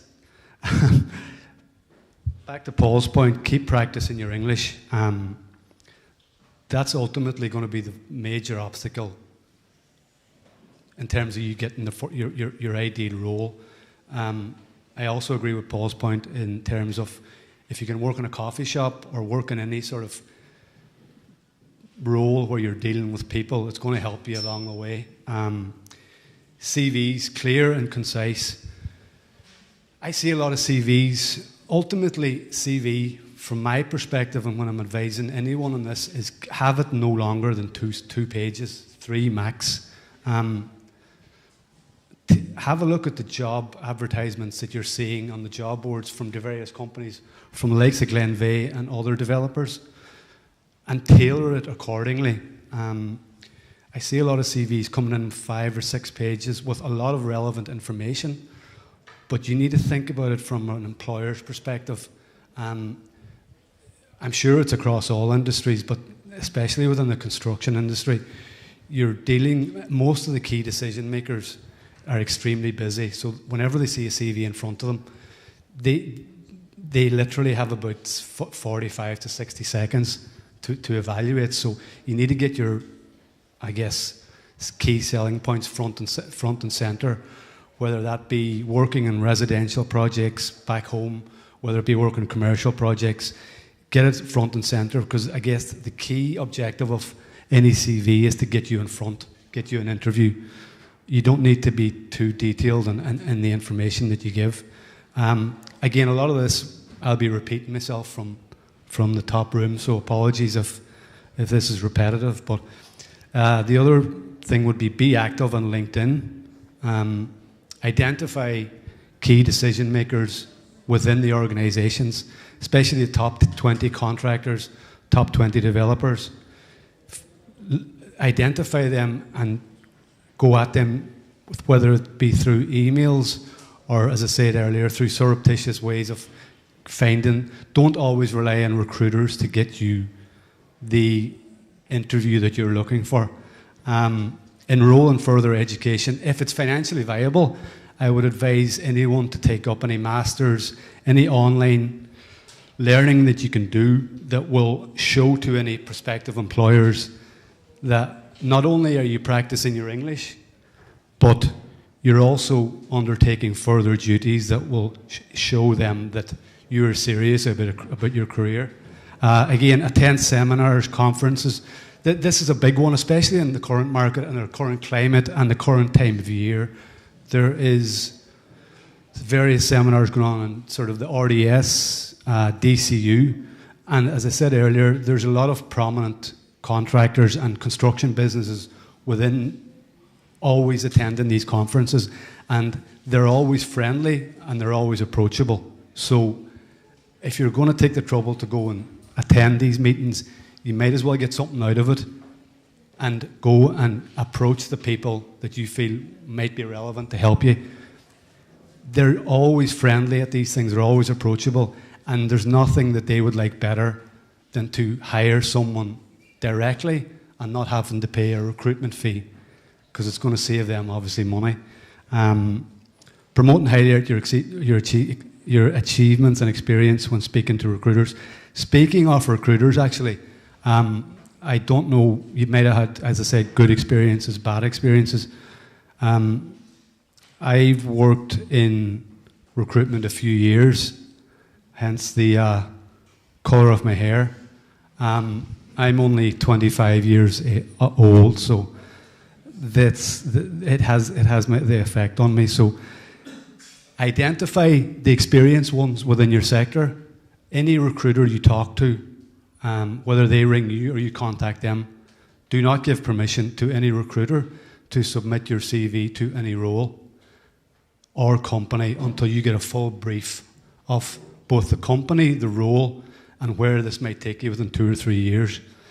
There is some, as I say, there is a lot of good recruiters out there who add value to the process, but there's also a lot out there who are sort of fulfilling KPIs in terms of submitting a certain amount of CVs every week. So if your CV's on CV Library or if it's on Indeed and someone contacts you, make sure you get a full brief of the role in the company and have absolute ownership of where your CV goes. There's nothing more, I guess, not disheartening, but disappointing from a company perspective if they get your CV from 3 or 4 different agencies, because their first automatic reaction would be like, good CV, but why is he or she not, he should be using one agent or maybe 2 agent max alone, rather than getting the CV from 3 or 4 different agencies. So have total control of that. The flip side is, to anyone you do take the time to speak to, whether that be recruiter or company, be open to any employer who. The point I'm trying to make is, take the time to identify the recruiter and company that you want to speak to. But when you do speak to them, then be open. Tell them what you can do. This is what I can do. This is what I can't do. These are the challenges I've faced so far since I came to Ireland, and this is what I feel I can do. And any good recruiter, especially in today's market, will know, not just from reading your CV. And to be honest with you, CVs, and from my perspective, are secondary. to having a proper conversation with Brazilian candidates, because it goes back to what Paul said there with regards to Brazil. Like, I came back from Sydney 6-7 years ago, and before I left for Sydney in 2010, it was a real struggle for getting my clients to even entertain any non-nationals. But since I've come back, the amount of really, really impressive Brazilians, not just from an education perspective, which in my view should elevate you above Irish applicants, it's also Brazilian personalities. I think they're quite similar to Irish in terms of, I think there's a similar sense of humour there. I think they do appreciate where you're coming from, the journey you've taken, and that does count. But by all means, please have the crack with them when the opportunity's there, and don't miss an opportunity to sell yourself outside of your education. Obviously, your education, training, and ability to do the role is most important, but equally important is your ability to fit in within an organisation. You know, five-a-side games, going to quiz nights, just somebody, again, similar to what Paul was saying. I keep referring back to Paul, but he's stolen a lot of my points. But it really is the culture aspect of it, I can't highlight enough. Decide your career path. That's a very important one. Going back to the syllabus that you guys do in Brazil, people come here because you got the QS modules and you've got the engineering modules in the one syllabus. Decide whether you want to be a quantity surveyor or an engineer. I'm sure, well, if you speak to your fellow Brazilians, I know of at least 30 or 40 people in the last 3 or 4 years who started out as an engineer, and next thing, come November and December, I get a call saying, I don't want to be an engineer anymore, it's too cold, I want to be a QS. So you can do whatever you need to do to get your foot in the door, but it's going to make it a lot easier in terms of your progression on a career path if you know from the start which way you want to go. As I say, I don't know if you watch The Office with Ricky Gervais, but there's one line in it where Dawn says, it's far better to be at the bottom of a ladder you want to go up than halfway up a ladder you don't want to go up. So have a proper think about that. Again, I appreciate that you may get offers for an engineer position, whereas you want to go down the QS position. And that may be the case, but it's just, if you do 12 months as an engineer and you get to a certain sort of level in terms of salary, in terms of role, it is possible, and there's loads of opportunities to go into the surveying side, but you're kind of going backwards, and you're going to have to take a hit on salary as well. Now, ultimately, you'll get back up there, but it just pays to have put a bit of thought into where you want to go. The other thing, as I was touching upstairs, if people are coming in here, most of the people that I'm speaking to coming from Brazil generally have about 3 to 5 years experience. But if you're coming with no experience, or even if you're coming with 1 or 2 years experience, and you're having no luck, I would always advise to get in contact with, again, anybody you can locate on LinkedIn who has the authority to make decisions, and offer your services as an intern for 3 to 4 months. Because I'm not saying 100% of you are going to be successful in that, but from my experience, 95% of the Brazilians who come in and offer that will invariably be offered a salary, a full contract at the end of those 3 months. So, like, I wouldn't say that just for the sake of getting some work, but given the current climate today and the skills and the personality that Brazilians can bring, it's something that can fast track you, whereby you do your 20 hours, you do your other 20 hours in a company, whatever it may be doing.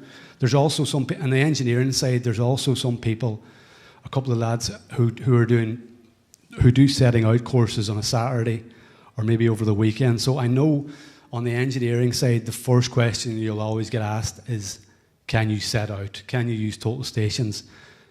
The answer is always no from Brazilians, because I know it's a different, people are employed to do that. But if you can even do a one-day course and come to the interview and say, listen, I don't have any experience. I'm smart enough to know the software. I'm smart enough to know what to do. I paid 300 for a one-day course. Give me an opportunity. Just give me a chance. Invariably, they're going to give you the opportunity because you had the gumption to go and do what you need to do. Securing an interview, smart appearance, even on Teams. I know a lot of first phases are going on Teams now, but regardless of what it is, present yourself well and always smile. I know you guys are good smilers anyway, but always smile in introduction. Research the company and the individuals you'll be meeting, as it shows interest, and it will also give you more confidence if someone does relate back to the company's previous projects or someone within the company who may be relevant to what you're doing. Again, don't miss any opportunities to get your personality across before any formal interviews begin. This goes back to first impressions last.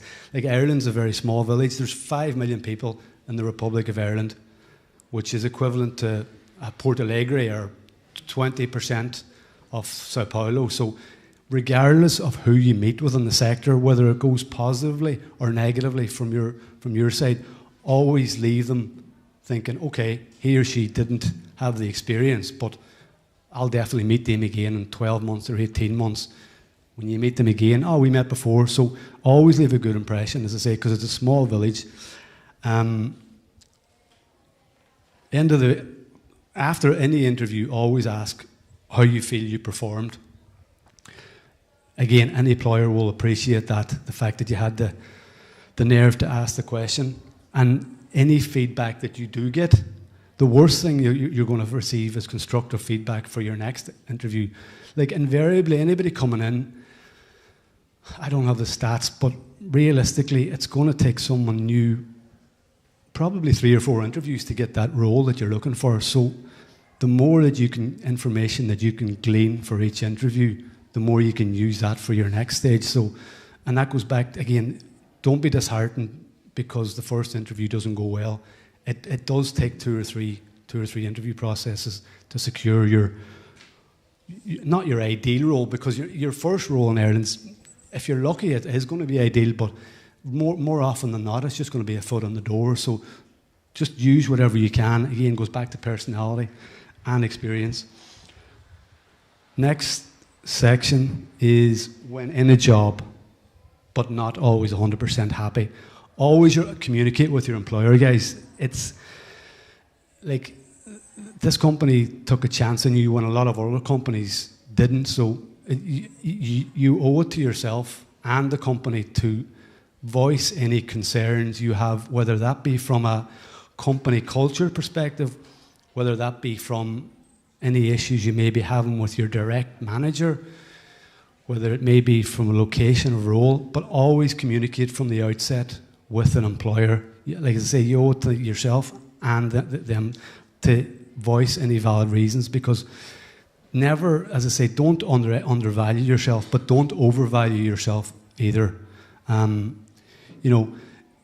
This will help as well whenever any new opportunities present themselves, because in the current market, we're finding that a lot of people are getting in front of companies and they're offering them positions, and then their current company counter offers them.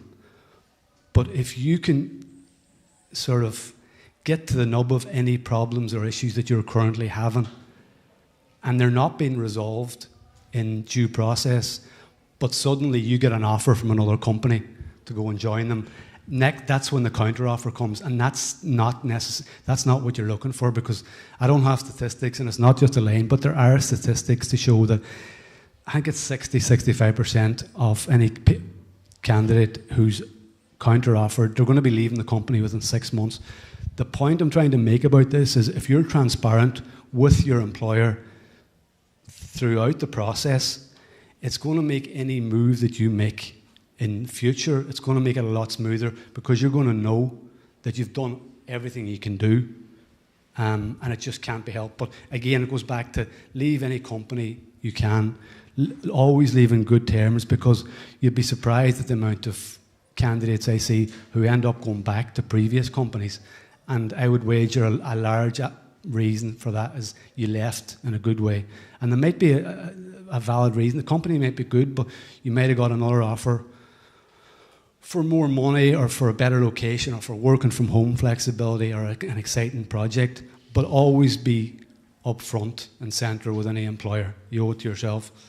When looking for a new role, yeah, I guess maybe that's where I come in, but what do you want in your next role? You know, you might have been working for a developer for 6 months. Maybe you found it monotonous. Maybe you want to go into a commercial project, maybe, or vice versa. But decide the company, sector, project, location, salary. Salary should always be, probably I would say, at the bottom of those segments, because you know, if you're doing your job correctly and you're confident you can bring something to the party, you know, salary will follow. It's, you know, that shouldn't really come into play unless you're being massively undercut. Speak to other people. I'm sure most of you are doing this, but speak to other Brazilians, friends, colleagues who are currently working with companies in Ireland, and ask about their experiences and their pitfalls and I guess what challenges they might have felt, and take that on board as well. But always speak to as many people as you can, because fellow Brazilians are going to be able to tell you, you know, truthfully what they, well, recruiters will as well, but you know, there's nothing better than speaking to fellow compatriots. As I say, if you know what you want and you know you will succeed, remuneration will be a byproduct of that. The other saying is change of location. Most, I know you all, most, Dublin's your first port of call for most of you, but there are other locations in Ireland that may be appealing to you. I mentioned Donegal earlier. The appeal of, especially in today's working from home environment, is there's loads of other locations that you can do that are both financially viable, beautiful scenery. Some may have families, lots more space. There's loads of opportunities, or loads of reasons why you would consider other locations. So ask your company what may be an offer, or ask any recruiter. The other side of that is you may be working for a company at the moment who has opportunities in mainland Europe or Australia. So if you want to consider maybe asking them what they may have, or if you want to maybe take 6 months, there's also contract opportunities that you can avail of. Going back to an earlier point, if at an advanced stage of an interview process, please be upfront with any recruiter you're dealing with.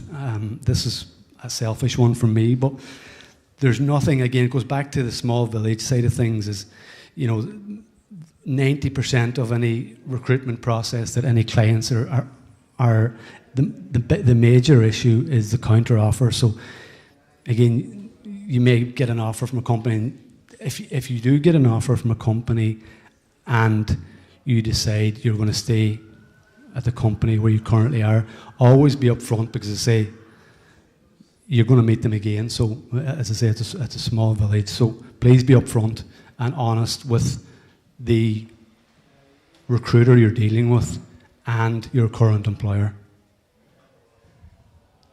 That's pretty much it, guys. If you have any questions, I kind of rambled through that. Any? Guys, you don't have any questions for the recruiter? Don't leave. Don't leave. I don't believe.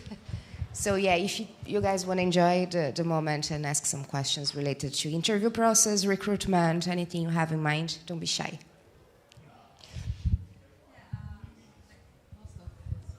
Majority are Brazilians, and most of us doesn't have like a European citizen.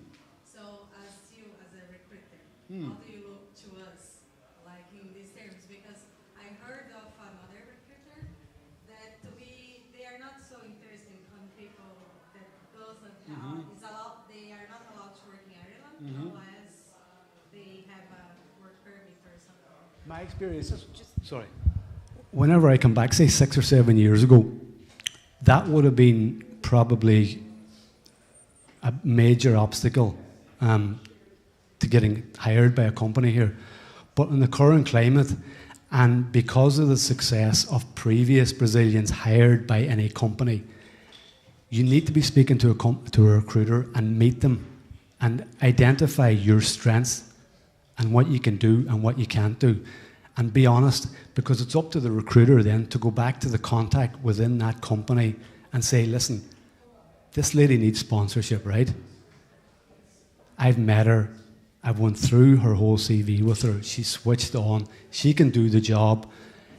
Sponsorship isn't really an issue anymore because ultimately it's €1,000, and most Brazilians now will offer to pay that initially. By the way, if you're offering to pay that initially, make sure you get it on the back end after your 6 months. Make sure to get that back. But the €1,000 isn't an obstacle anymore. If someone meets you and they see what you've done back home, whether it be a huge highway worth 300 million reals or something like that, you need to identify the company, first of all, based on what you've done back home. So if you're coming from a civils infrastructure background, we have a coffee and I go through your CV and I see you were on a project for 3 years, well, then I'm going to ring my clients within that particular sector. I've just met a lady there. When are you free for a call? You need to meet this lady. Give her 15, 20 minutes or even give her a Teams. I'm not blowing my own trumpet on that, but I would not do that to any client of mine unless I'm 100%, because I think I've got a decent reputation, so I wouldn't be doing that. So it's up to you to convince me what you can do. And then I'll go to them, and then all we do then is get the meeting.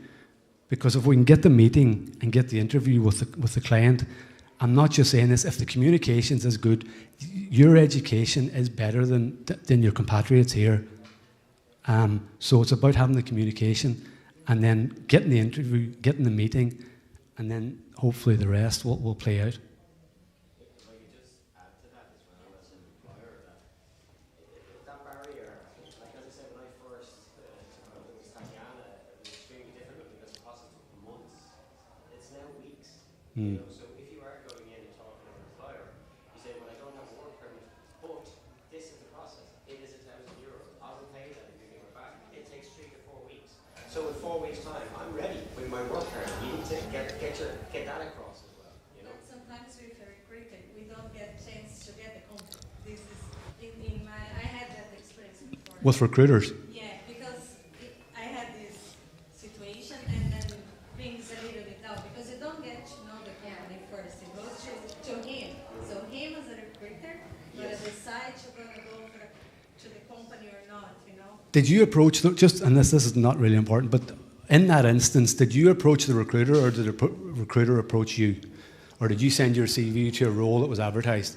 Actually, I'm going to tell the whole story, because this recruiter, especially Brazilian, she was going to the college I was going. She said she was for any recruiter, we would be like a broken product. Because this was the expression. It's a nice expression. They have to sell to the company, right? It's their job. So they don't want to take us. She didn't point out that was important our qualification and experience or everything related to the job. The point was this is your work permit is is important of everything you have to offer to the company. So I still getting that feeling, you know. But you know, if you want something, you have to do the work. You know, don't be relying on anybody. Do it yourself. I mean, yes, you have to go through a recruiter, but as I said, the process takes 3 weeks. Remember, if I advertise a job, I need you. You know, so. But how sometimes to get you, I need that. No. This was. No, I know, but sometimes you get information about job through that recruiter. Some of it is, how does a recruiter make money? He gets you employed. Because I spend a lot of time learning about the work permit. So How long are you here? I have got a offer for the work permit, but I would like to. Actually, I've been living here for 4 years. I've been listening to this the same always. And recruiting is Yeah. a big career for us. Sorry, wait, say that again. It's a big challenge for us. It is a big challenge, yeah. But again, I don't think it probably was 4 years ago, but I don't think it is now. It shouldn't be now, but the thing about that is, I was touching on it earlier. Okay, 90%, 85, 90% of recruiters, they they don't really know their industry. They're in, they're out, they're sending CVs, do this, do that, and they're following KPIs. But if you do speak to someone who does know their industry and has been in it around a while, and they can't help you, then maybe you look at other avenues. But if you're coming with experience and you're coming with communication, and a recruiter can't get you a couple of interviews, then he or she is a wrong recruiter, because you're bringing the tools. It's up to me to try and put those tools to use, or someone else. The other thing is, I was mentioning it earlier there, get on LinkedIn, locate the key decision makers within the companies that you feel you might do well in, or there might be a career path in there. Find out who they are, send them a message on LinkedIn, get their email, send them an email on LinkedIn as well. If that doesn't work, ring reception, say you're a subcontractor on a site. I've lost John's number. I need his number now because I need to get into the site. They'll go, all right, give out the number. Then you ring him and say, listen, I've been here 4 years. I'm a qualified engineer with 6 years experience, and I can't get an opportunity. Any chance of meeting me for a coffee for 15 minutes? So you got to explore all opportunities. Otherwise, you're not being true to yourself. You need to, certainly don't be reliant on recruiters. Obviously, if you get a good one, they should be able to do their job, but if not, you need to do your own work in the background, and that means picking up the phone and being a bit,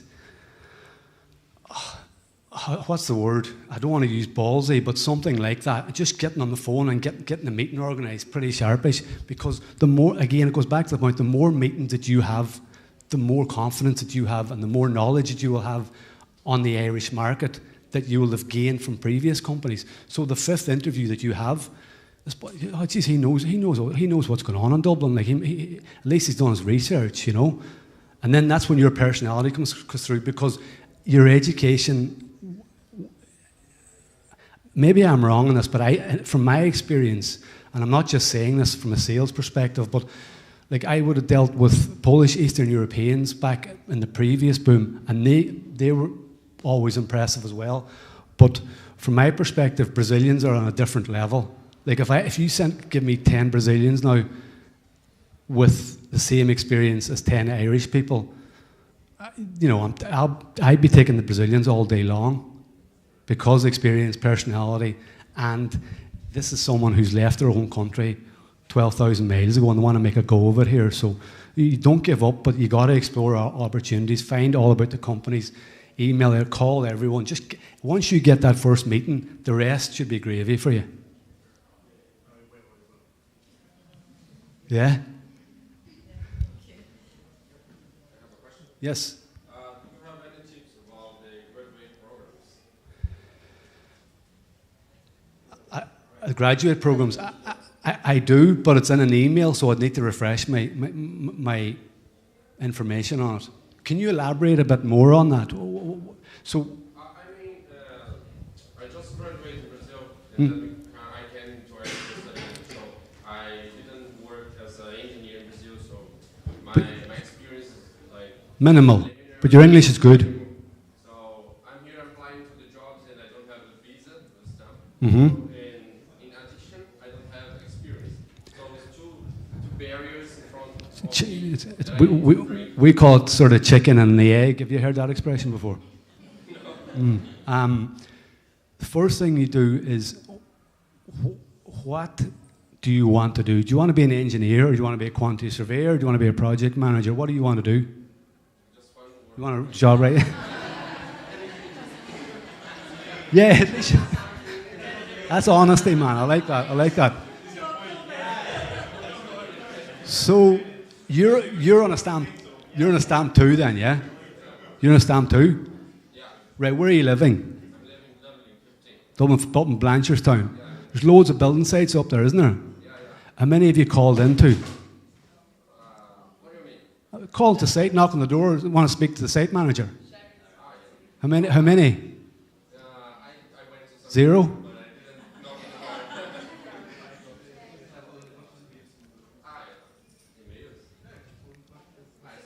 but I didn't knock on the door. But knocking on the job, email obviously as well, but if you're close to site, just knock up and say, look, I was advised by someone who just... I went to an interview as a graduate program in a big company in Dublin 15. Which company? Designer Group. Designer Group. I went there and I did my interview really well, and the manager was really exciting about me. Mm-hmm. And then after one month, they sent to me a message telling that they will not hire me because of some situations. And I thought, how can I make me more interesting for the company in this case? Well, and I know Designer Group are quite specialised because they're mechanical and electrical. So I don't know, would you have covered that at all in your syllabus back home? Yeah. It doesn't matter. The point being is the more you have, okay, there's going to be, you'll probably come across a lot more of those along the journey until you secure your role. But I suppose the important aspect is you need to have as many of those things stacked up in your favour, so you give yourself the small percentage points. So in other words, if you have 10 or 12 of those going on, you're going to get 1 or 2 of them back. So don't be getting disheartened just because Designer Group didn't come back to you. The fact that they showed interest in you initially is very encouraging because they're quite selective. Again, they're a specialist niche company. So the fact that they showed that encouragement at the start, take that on board rather than the no you got at the end of the process. And have 8 or 10 or 12 or more of those.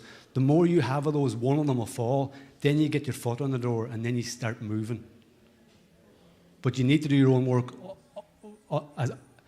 not just from, let the recruiter do their work, but you need to be doing your own background work.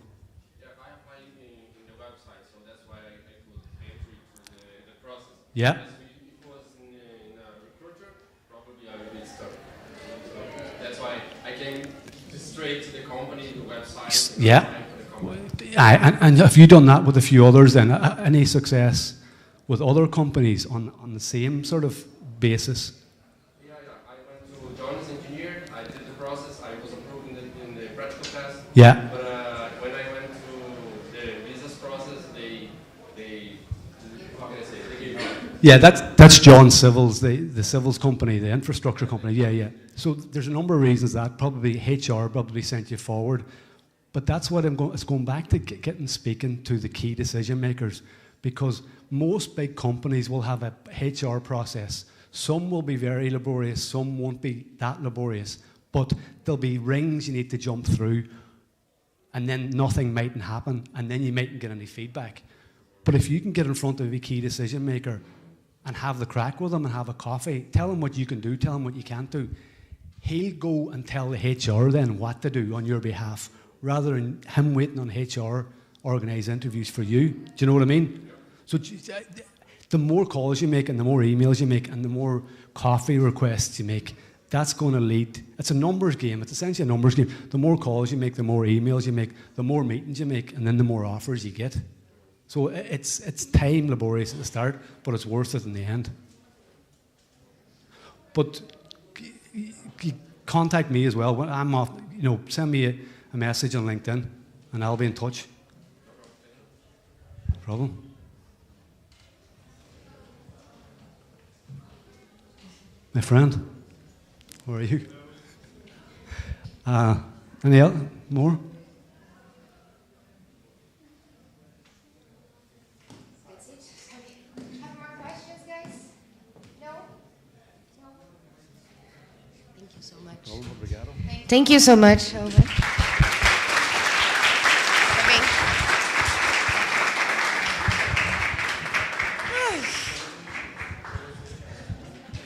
Daqui o... Eu sei, mas cadê o outro?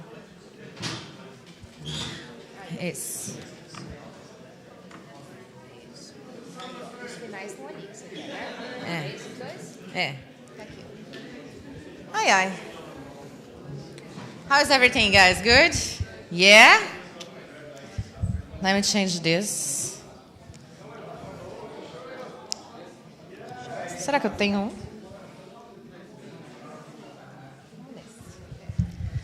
So we have a next speaker, but she didn't arrive yet. And she's coming straight from the airport, so we're gonna need to wait a little bit. I hope she's coming. Let's see. But during this time, I'm gonna be here talking bullshit for all of you. That's the plan. Okay? That's it. Now, during this time, I want to do a quick note here. We have two girls today who are celebrating their birthdays. I don't know if they are here. Giovanna Mantovani e Vitória Espanha. Are you here? It's your birthday today, isn't it? Happy birthday, honey.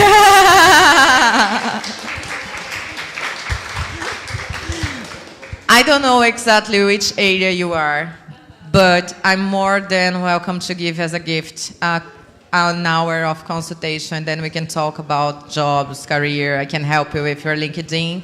That's my gift for you, to being here in your birthday, right? So please contact me later, okay? And then we're gonna try to help. Are you working already? Which area is yours? Pharmacist, perfect. So I have a best friend who is a pharmacy technician and can help us as well. So we talk later and I try to help the way I can. That's my way to give you like a thank you for being here today, okay? So happy birthday. Happy birthday to you. Happy birthday to you. Thank you. Do you want to talk? It's your birthday as well. Okay. Yeah, I know. 5 years already, Paul. And another important thing. I know there was a few people who would like to join us today and they couldn't get the tickets because it was sold out. Thank you all for being here. But as a way to be thankful to the first 3 ones who bought the tickets. So those ones who didn't know me properly, who didn't know a lot about the project, but they bought the ticket. It was the first 3 ones. I would like to give a gift for them as well. So I don't know if they are here. Giovanna Notari, are you here? No, I will need to find her, or maybe I'll give it to another person. Let's see.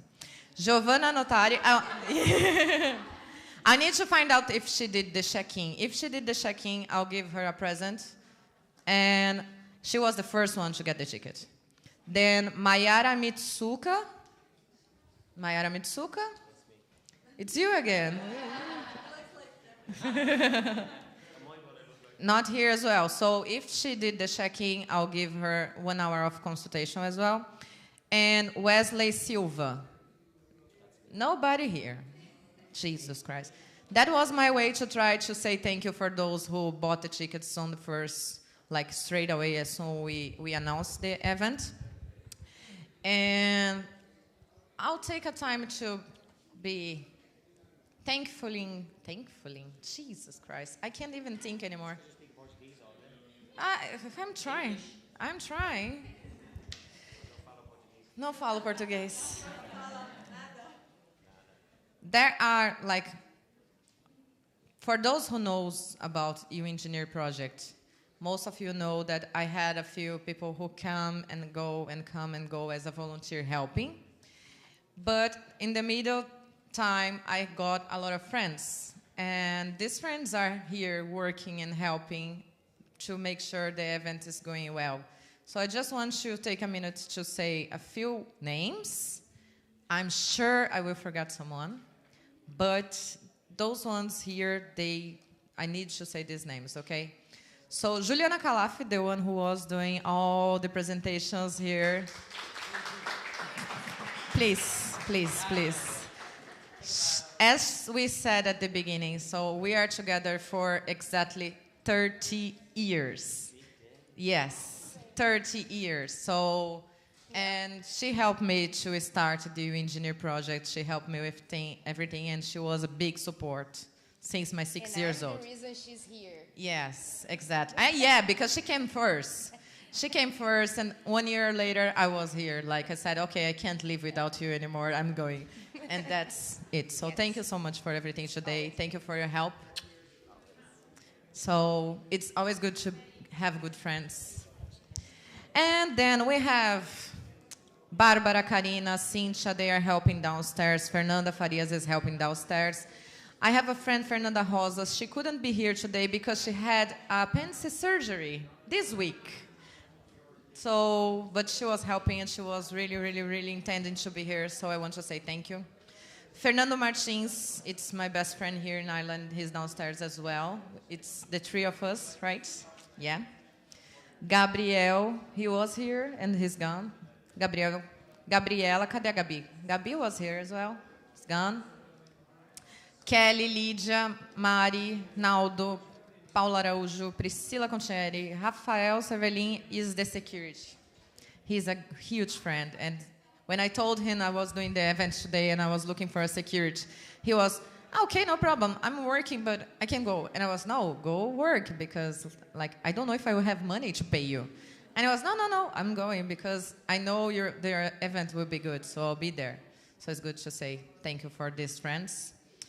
And Ursula Perugini is a friend that she's in Brazil in a wedding at the moment, but she helped me, she supported me, she sent money to help with the event and everything at the beginning, so thank you, Ursula. And Veronica, I think she's downstairs as well. So those ones are a few ones that I want to say thank you. I'm sure I'm forgetting someone.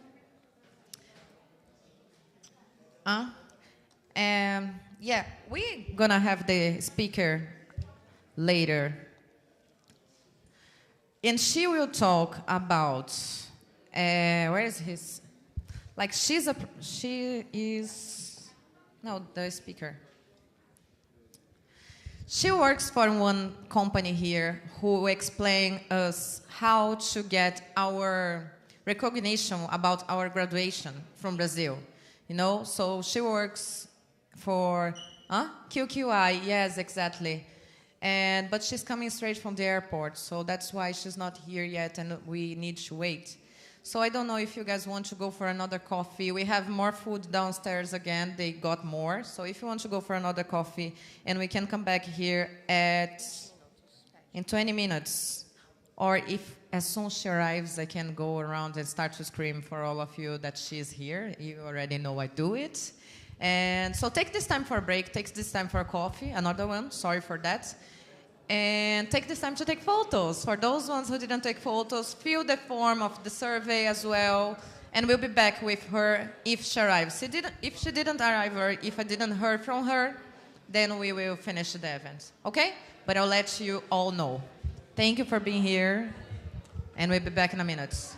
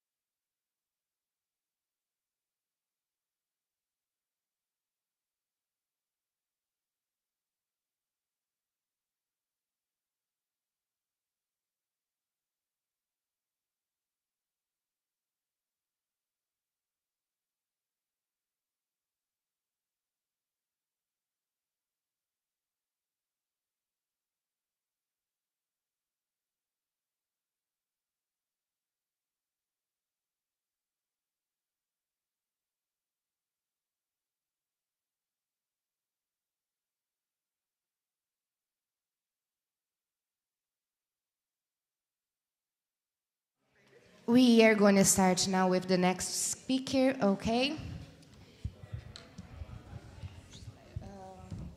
Are you able to, do you need me to pass, or are you okay?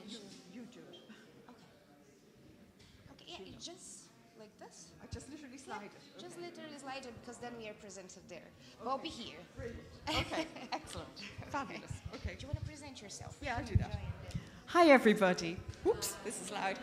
Thank you so much for coming and for having me here. It's the first time that NARIC Ireland has actually met with the Brazilian community, but we know that you are the highest user of our service. So you're therefore a very important community for us, and we know that you make a very significant contribution to the economy here, and therefore you're very important to Ireland. But you're important as yourselves, obviously, even if you weren't.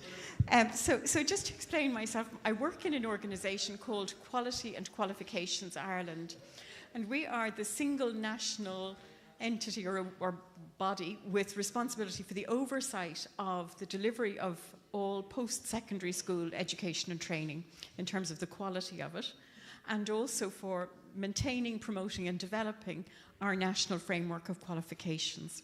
We're very proud of our framework. Ireland was one of the first countries in the world to have a qualifications framework, and it's a very, it's what's called a mature framework. It's a well-developed framework, and there's all sorts of reasons for that. But we know from the people who come from Brazil that by and large you are very highly qualified. You bring with you a level of deep learning, so that the other end of the framework, rather than the initial levels, are the ones that are of most interest to you.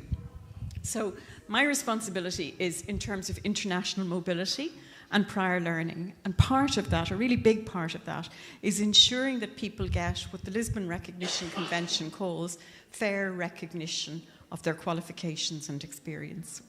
And it's an area that's developing. The notion of recognitions is developing really, really quickly. It's a very noisy space, a very active space, and a very engaged space. So your timing is perfect. So just to say that, so here in terms of this, if I do that to make it bigger, oh great. So you've come, you're ready, you're willing, you're able, you're going to contribute, you're going to make a difference, you're going to have fun while you're here, and you're going to teach us about Brazilian culture, and we really look forward to learning that and celebrating what you have to bring with you as you come. But Ireland's commitment to recognition is governed legally by the fact that we're a signatory of the Lisbon Recognition Convention. So I mentioned that just a few minutes ago. And what that guarantees is that qualifications have to be recognised in a fair and transparent way.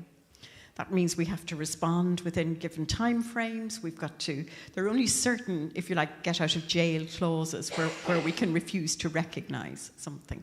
But recognition doesn't always mean a license to practice. And I know that that's an issue for some of you. And it doesn't always mean that everything that you could do at home with your qualification is something that you can do here. So you will be recognised for the purposes of access, but not necessarily admission. So in Ireland, as you know, an example of this, everybody does their leaving cert when you leave school, when you leave secondary school. And I may do a great leaving cert for me, but I may not have, for example, honours maths or physics or chemistry, and that would exclude me from admission to certain kinds of programmes. So access, while I have access to higher education on the basis of my qualification, I don't necessarily have a right of admission. So they have to recognise the fact that I've got this qualification at this level, but it doesn't necessarily mean that I meet all the requirements. Lisbon is a way of driving this forward.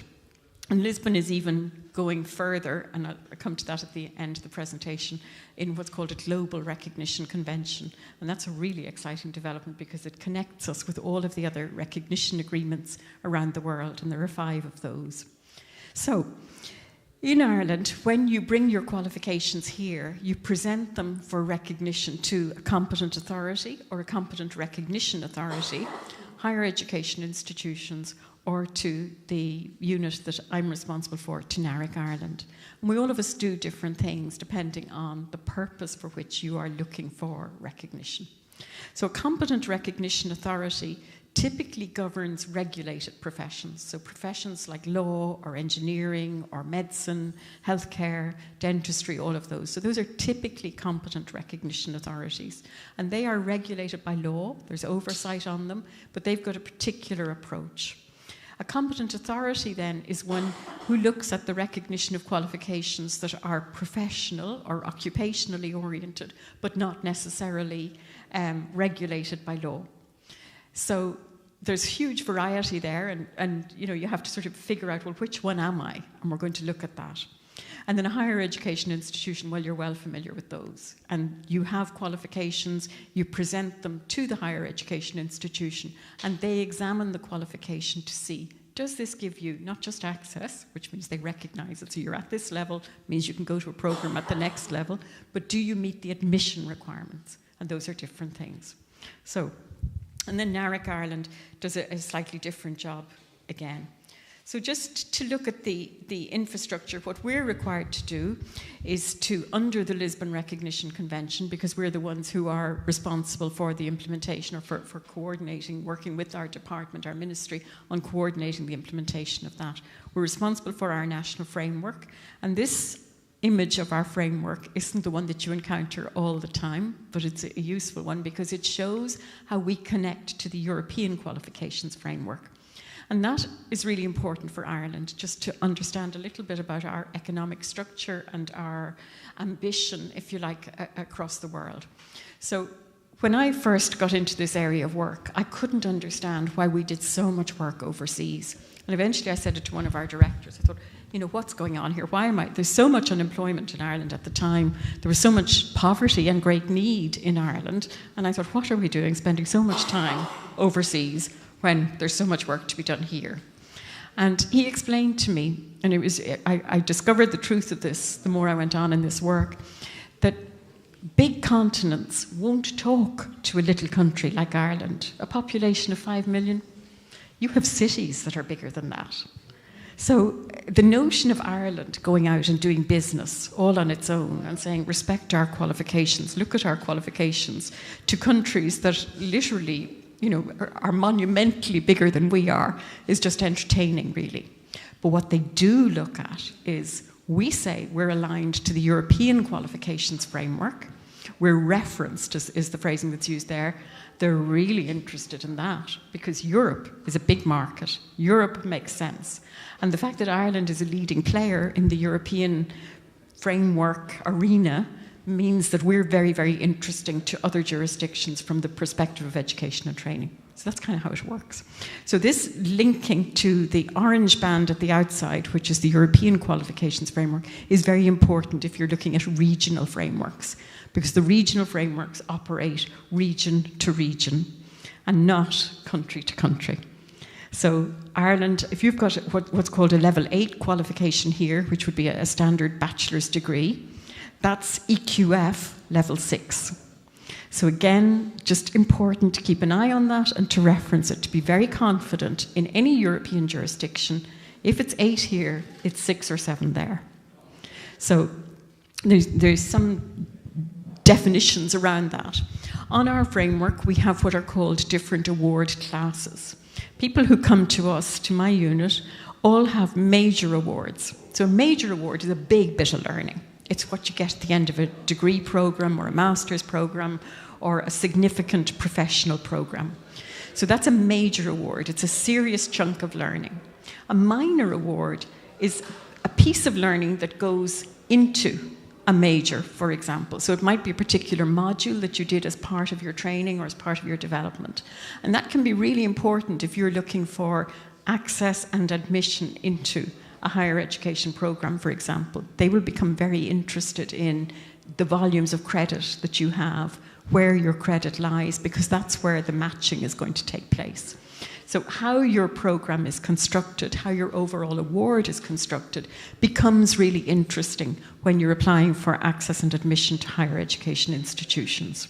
So that's kind of just useful. We also have what are called supplemental awards and special purpose awards. So a special purpose award is something that you do on top of your qualification, or sometimes beside it, that tees you up as being particularly skilled in this kind of area. So, for example, a lot of our medical programs would have what could be special purpose awards in them, embedded into them, looking at things like medical engineering or particular kinds of research, things that have a specific application in particular branches of an industry. And a supplemental award, they're more unusual. They're on top-ups to a major award that you get if there's, for example, a legislative requirement that has come on stream or some wonderful new development that everybody has to learn at the same time in order to keep the industry going and to keep your learning current. So it's an extra, it's an add-on. So the main one for you to consider today in terms of looking for recognition for your learning is, do you have a major award? Once you have a major award, you are in a strong place. Not having a major award doesn't necessarily mean that you're out of the running or that you're not a good competitor. It just means that your route is going to be a little bit more complicated and a little bit more challenging, maybe. So what? Oh, look at this! What happened? I lost my title there. Anyway, NARIC Ireland is the National Academic Recognition and Information Centre. We're a small unit. There are countries in Europe that have NARICs that have 80 and 100 people. In Ireland, we've 3. So we do a job that is tailored to our resources, but nonetheless we have significant reach. We're doing well on it. Our job is to give authoritative advice online, and we do this in what's called a non-personalised comparability statement. So what we do is we look at your qualification, which can be very specific to an institution, to a university, or to a particular professional body, and we say, based on research that we do right across Europe and around the world, we say this is comparable to X kind of award on X level in the Irish national framework. And for many employers, that's enough. That's all they want to know, is what's this comparable to, so that they have a sense of what it is that they're dealing with. And for others, it's one of the first questions they'll ask you is, well, have you any idea where this sits in Ireland? So it's a really good thing to be able to go through the website and find the relevant comparability statement for your qualification. We don't determine eligibility for access to work or to education, because we couldn't. I can't go and tell an employer, employ Fabiana, she's marvellous. You've got to take this girl. I can't do that, because they'd say, well, who are you to be telling me how to run my business? So we don't deal in that way with employers directly or with higher education institutions directly to say, admit Bruna. She's going to do a fabulous master's programme, and I'm telling you, you're not going to miss out here. All we can do is provide the information against the level on the Irish qualification framework and the kind of award that you've got. So it's a slim service, but it's useful.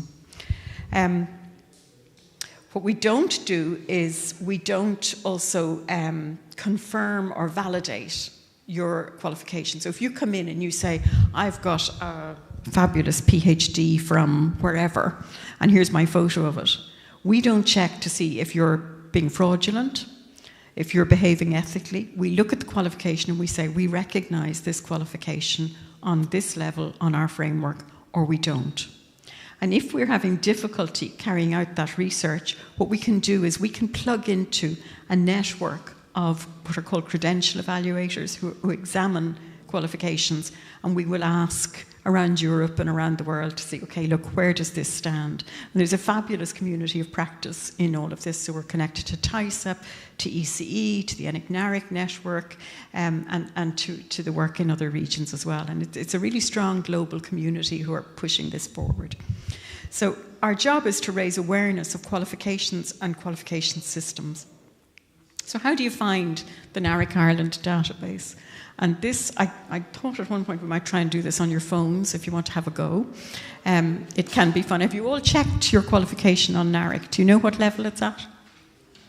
Yeah? Okay. If you go into the QQI, is this going to work? No. Okay, I'll have to find my phone. If we go into the QQI website, I should have teed this up before I came. www.qqi.ie. QQI.ie. Go. Allow all cookies. And here you go. You see down the front there, you've got, on the phone it's a little bit different than on the website. So we don't have the, do we have quick links? No. Oh, quick links. If you click the button up at the top, the one that has the little searchy thing, on the top right, and you click down to quick links, it will give you an immediate, if you scroll down on that, it will take you straight away to recognition of foreign qualifications. And that brings you to the NARIC homepage. And from there, everything is fairly plain sailing. So within that, we have a foreign qualifications database that has over 1,600 qualifications linked on the thing from over 160 countries. So it's pretty extensive and it just keeps growing. And within that, what you can do is you can search the qualifications database for your own qualification. And again, it's making me go through this cookies thing. But you'll see where if you scroll a little bit, you get to the country, you put in Brazil, and then the type of education, if it's higher education, put in higher, and then just go search.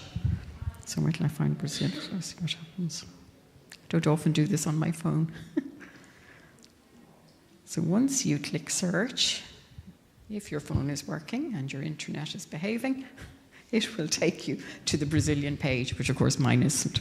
But anyway, what we do know is that there's a guide to how to use the service also, and it's published in Portuguese as well as 9 other languages. So depending on what your most comfortable read is, head there and click on that and it'll figure it all out. It's fairly self-evident. Often questioned, do we really need the guides? But anyway, they're there. 33% of our people who use our service are from Brazil, so you're our top cohort. And then, whoops, when you get in, you can see that the top one that comes up, and for very good reason, is somebody pronounced this for me, the bachelor's at level 8. There's a few at level 8, and then there's a few at level 9, because the bulk of our requests from people from Brazil are at level 8, level 9. There's one at level 6 that's a fairly high scorer. But they're all in the professional category. So what we know from this is that people who come from Brazil to Ireland are highly skilled and highly trained. They're professionals. They're not here for fun. Well, they are here for fun. Of course you're here for fun. But it's not the only thing you're here for. You're also here because you're serious about your career and you want to work in Ireland. And that's really what our work does. So in 2021, we've got pretty good data for that year. Last year, things changed with this Google Analytics thing, so it's a bit harder to compare. But we know that in 2021, there was significant activity from people from Brazil. And most of it was in the higher education space. It was 90% of people who sought our service looked for it for higher education. So there was only a small number of you obviously have children going to school, because only 4% looked for school qualifications. The Irish NARIC, unlike other NARICs around Europe, we do look at school qualifications as well, because oftentimes people are coming with children and with families and they need to integrate them. They want to be able to explain to the school in Ireland, look, this is the kind of thing my daughter or son will have done. This is what they know. This is the way that education is structured in our country, and here's how it compares to yours. So we know from our Irish service users, people who are here, that this is actually really important and useful. But for you, obviously, looking around the room, you can see the proof. You're young. You've travelled without encumbrance, as it were. So you've got that freedom. And you can see here to the right the awards and qualifications, and this is in the order in which they're sought out from us. And again, most of those are at level 6, 8, and 9, with 8 and 9 being the top users. So along the database that we've got, anything that goes into our database is there because somebody from Brazil asked for it. So if you have a qualification that isn't on our list, you can email into us at naric@qqi.ie, and we will do the work and then have it placed, publish the result on the database, and it benefits everybody from your community. That's our job. So the key statements that are requested and that are available are all in this list here, and you can see a lot of engineering, a lot of healthcare, a lot of construction, teaching. All of those come in, but really healthcare and construction engineering would be the two top users, a lot of architects as well. So you can see again, very skilled people coming. So getting professional recognition, and this is the bit that I think probably most of you are really interested in, is how do I get to practice as a doctor, a nurse, a dentist, a teacher, an engineer, an architect here? How am I recognized? And as I said earlier, any qualification that is, any occupation or profession or qualification that is regulated, you have to go to the professional recognition body. And those are listed on our ministry site, not on QQI. QQI gives you the link to it, but this is a responsibility in terms of coordinating and supporting for the government department, the Department of Further Higher Education, Research, Innovation and Science. So they've got a special unit that is there to provide assistance to you to help you get professional recognition. And the reason for that is because there's a lot of professional recognition bodies and they do different things and they have different ways of approaching things. Typically what happens when you approach them, you bring your qualifications or you submit your qualifications and they're translated and they're notarized. So they're verified by a solicitor or a legal firm that these are valid and authentic, that they're yours. Hi. That wasn't very good.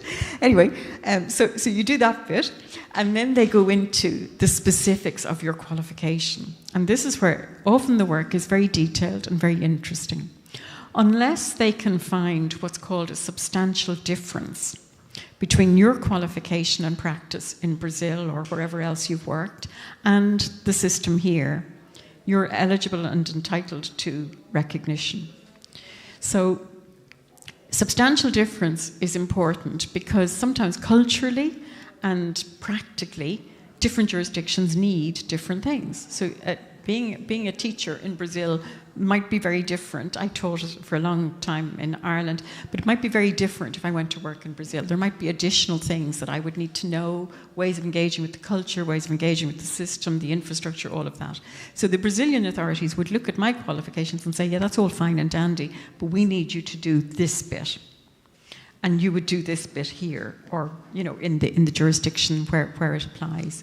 So that sometimes recognition can take a little bit of time because there is that detailed examination. I would imagine, although I don't know, and you can fill me in if any of you have got comments on this, really interested, where I would imagine because of the population that you've got here, that there would be a good recognition of Brazilian qualifications from the professional bodies. So if you haven't sought recognition, do. It's really worth it because it makes you part of the community of practice here, part of the professional bodies here, and it gives you access to all of the things that they do, which are usually, they're very, very active. So I hope you get these slides because the links in them should be useful for you. So there is what's called across Europe, and this is part again of the bigger thinking that the whole world needs everybody's skills. The Icelandics have this fabulous motto. I don't know if any of you have been to Iceland, but it's a really beautiful country. But they have this motto because they're a small country, they're an island country, very much like ourselves, that every hand matters. And Ireland has a similar philosophy. Access and inclusion is incredibly important to us because we don't have the population to waste skills and ability. If you're here, we need what your hands can bring. We need what your heart brings, what your head brings, but every hand matters. So it's really important to us that you get the recognition that you deserve. This is also increasingly important in the European Union because across Europe, not true in Ireland, but across Europe, there's a demographic drop where the populations, everybody knows this, populations are aging. In ours, it's aging too. We've gone from 34 to 39, I think, being the average age, but that's still pretty young by European terms. But nonetheless, across Europe and across the European community, populations are dropping, and this creates a skills need and a skills shortage. So Europe is very interested, and Ireland is very proud of being part of the European community. We work very hard to make sure that we line up with what is required. So this professional directive means that people who come from other jurisdictions have a right of mobility and recognition across the European Union. Brazil is what's known as a third country, and the directive also makes reference to third countries in terms of recognition. So it says that the directive doesn't create an obstacle to the possibility of member states. In other words, there's no obstacles to Ireland recognising, in accordance with our own rules and the requirements of the professional bodies, professional qualifications acquired elsewhere. So there's no legal reason why this would not happen for you. And then it clarifies, of course, that member states can have their own specific requirements, as we talked about a moment ago. So in that, and there's a link there to the professional directive, if any of you are having difficulty, you can have a look at that and see where that brings you. But if your qualification is acquired from outside the European Union, you can apply for recognition with ease if your qualification has already been recognised in any European country. So once you get it recognised here, it obviously is a gateway to the rest of the European community for you. Key thing, and again, we were chatting about this earlier, if you've worked for 3 years in Brazil in your own profession, that's really the golden rule. That's kind of what people are looking for. If you come with 3 years experience, that's pretty good. Another part of recognition that becomes clearer in what's called this Global Recognition Convention, which Ireland hasn't ratified yet, but which has been ratified. Ireland is working towards ratifying this, and it's complex for us. There's work we have to do in order to make sure that we line up with it. But by and large, our government, well, there's no by and large, our government is very committed to meeting and ratifying the Global Recognition Convention, and therefore all of the regulatory bodies, the competent authorities and so on, we all have to come together and do this work. And we've started the conversations around that. It was ratified in March of this year. So it's very new, but the big exciting thing, as I said, is that it joins together the 5 regional recognition conventions, and the one for Europe is Lisbon. So under that, the key principles are set out here, and what it does is it means that you have the right to have your qualification assessed. So nobody can, if you apply to a recognition body, nobody can turn you away. You have a right to have your qualification assessed for the purposes for which you seek it. There's no guarantee of the outcome, but your right is to have it assessed. And it also puts through things like using your own title. Once your qualification is recognised, you can still refer to yourself as a doctor, a dentist, whatever your profession is, because that's all very, very important. It also opens up and really strengthens a growing trend in recognition work, which is what's called the recognition of prior learning and experience. So if, for example, you've been working in Brazil or any other country, including in Ireland, and you've acquired additional experience that isn't reflected in your qualification, you can seek what's called RPL, the recognition of prior learning, for that learning. It's a growing thing in Ireland. Its maturity varies around the country, but there's an exciting project that has been launched nationally and very well funded, which puts in every higher education institution an individual who is responsible for prior learning and for leading the recognition of prior learning. If you're interested in that, and I haven't got it in the slides, but if you're interested in that, if you feel that you've got learning that should be validated and should be recognised as part of a qualification, then look up the website priorlearning.ie and see where that takes you. I really, really would encourage you to do it, because it's back to the same thing. You've got something to offer. It's important. Getting it recognised gives you a foothold into a new qualification, a broader qualification, different qualifications into the education and training system here, and indeed for professional recognition. So under the GRC, or the Global Recognition Convention, we're required to recognise a higher education qualification of another state party. So in other words, we would be required to recognise your qualification. Back to the beginning, recognition doesn't necessarily mean admission. There can be a difference, but we're required to recognise it. We're required to acknowledge, yes, you have a level 8 on the Irish framework, a level 9, a level 10, whatever level it is. We have to give you an assessment. We have to accommodate partial recognition. So if you can't meet the entire requirements of a particular professional qualification, you have a right to have the partial recognisable bits documented and recorded for you. And that's a big breakthrough, because that wasn't necessarily well implemented before, so it's new. For the purpose of completion of a programme, again, higher education institutions will be very interested in this. They're always welcoming people from other jurisdictions, because we participate in a global academic and research community, and it's really, really important for us. So it doesn't rule out, as we've talked about 1,000 times, the caveats. The national rules apply, and we're entitled to set those. Every country is. But we are required to have national procedures. So again, we're growing into this, making that clear on a national level. The whole thrust of things is around cooperation, competitiveness, mobility. It's what you hear all the time, this global race for talent. You've got something, it can contribute here. We can learn from your outlook, from your experience of the world and from your way of looking at it, just as you can learn from ours. And it's really important for a country like Ireland with an open economy that that's what we do, that we're oriented towards fully respecting and acknowledging the cultures of other jurisdictions, including their scholastic or scholarly work. It's really, really important to us. We cannot compete as a country if we do not have a knowledge of the work that you do, where you've come from, how you think, what makes a Brazilian market and a Brazilian organization, a Brazilian industry different in the way that they approach their work from an Irish one. Because if we both understand that, then that strengthens our trading, it strengthens our economies, and it strengthens the opportunities for our people in Brazil and in Ireland. So it's really, really important to us. You hear about this all the time, but to me the thing goes back to the Icelandics, and I rob their mantra every time: every hand matters. What you've got really matters and really counts.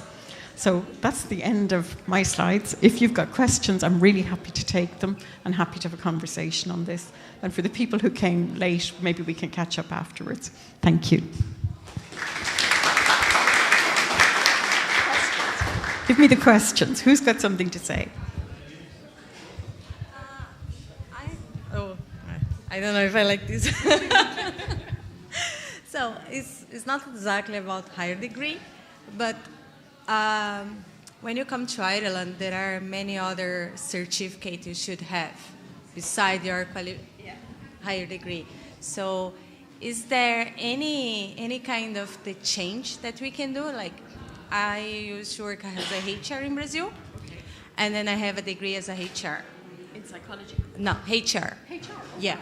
I think it would be level 7, if I'm not wrong. And then I have done business in here. I just finished last year. So, but to work as a HR as well, I should have some kind of the certificate for CPID. Yeah, the chartered. Yeah, I always messed up with the letters. Yeah.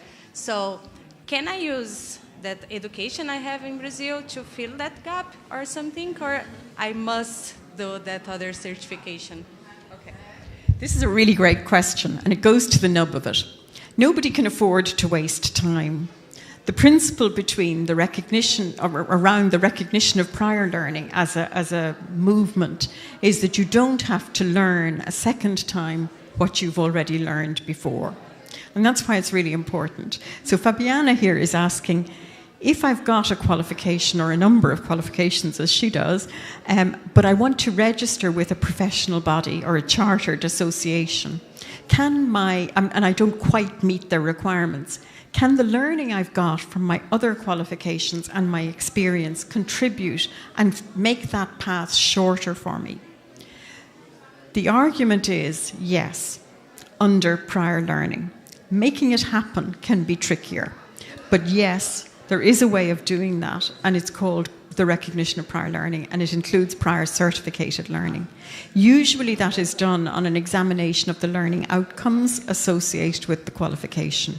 So the more information you can present to the professional body, the more likely you are to receive recognition. But what you're looking for is RPL, the recognition of prior learning and the recognition of prior certified learning. And that's important because you shouldn't have to engage in a program, enroll in a program and be taught something and pay to be taught something that you already know. If you already know it, you need to get what's called an exemption. With NARIC? No, NARIC can't help you, but priorlearning.ie is the place to go.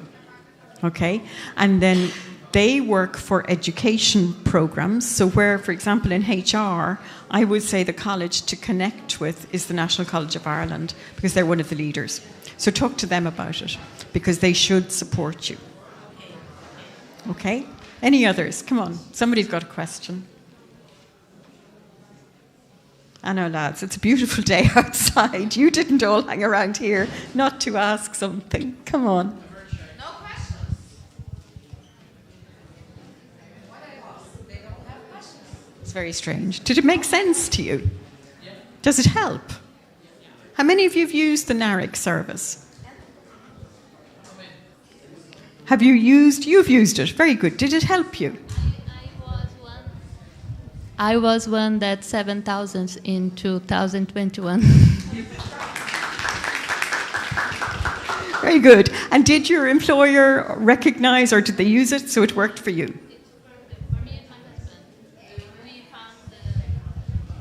We found the recognition by the website, so was perfect because we can use this on CV and the LinkedIn. It's easy for everybody understand what level you have and the qualification. It's perfect. It's fabulous to hear. Come on, someone else must have questions. Very good. Come on. You'd have to.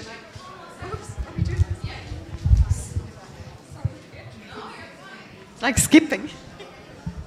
So, I'm a member of Engineers Ireland, and I would like to know if my degree is already recognized, or I have to pass through all this process that you explained. So the question is, this gentleman is already a member of Engineers Ireland, which would suggest that your professional qualifications have been recognised. So once your qualification is recognised by the professional body, this is really just background. It's if your friends came and they had to start over, maybe in a different profession or something else, then this information will help. Anyway, how did you find getting recognition? No. Was it awful? Did it take long? Too long? No, it was really easy. Really easy. There you are. Like Beatrice explained everything. That's my job. She makes my life so easy. There you are. Well, cheers for Beatrice. That's great. Any other questions? No. Nothing. Oh, very good. Come on, save my bacon. Microphones, but I work as a chemical engineer and I'm undertaking my PhD here in Athlone, in Toulouse. Do I need to recognize my chemical engineer even if I'm undertaking the level 10 in Ireland? Okay, so your name? Nayara. Nayara has admission and is participating in a PhD program. So she's what we really love. Have to tell you, no prejudice here. Somebody who's creating new knowledge for us. How wonderful is that? So Nayara has been admitted into a higher education institution and to a PhD program. So that would suggest that that higher education institution has already recognized your qualifications. If you decided, though, that you wanted to work as an engineer, you would still have to go to Engineers Ireland and check out with them. So you can have admission for different purposes or recognition for different purposes, and that's actually really important in knowing what you're taking on. So if you're just looking for general recognition, the NARIC can often be quite enough. If you're just looking for regular employment and it's not regulated, the comparability statement will take you a very long way. If it's a regulated profession, then you need to go to the professional body, to the relevant body. Going into higher education, they're interested for different reasons. And the main reason that they examine so carefully is to be confident that when they take you on, that you have what's called the capacity to participate successfully. They also want to know, do they have to put in additional supports for you? Do you need help with language, with whatever it is, in exactly the same way that they have to do for Irish students when they're applying. If I have, for example, dyslexia or a learning disability of some kind, they have to support me. So in exactly the same way, they check out for people who come from overseas, how are your language skills? Can you participate? How much support are you going to need in this? And that can influence how recognition is applied, but it's not the key criteria. The key criteria is the comparison of your learning outcomes. Do your learning outcomes tee you up for good participation in the next level program? Thank you. Nothing else? Okay. Just a quick question. Regarding the application and how long it might take around for the whole circle to be completed, would you be able to Can we calculate how long it takes? Yeah, that's a tricky one. Because things like timing on these things, there's always a stop-start button. So if a professional association, for example, comes back to you and says, okay, we need more information on this, often they will stop the clock. So while it may take you maybe a month or longer even to get the information that is required, they're not counting it. So they count it as all the time that they are actively engaged in. It's like business metrics for anybody. It's the amount of time you're actively engaged in doing the work.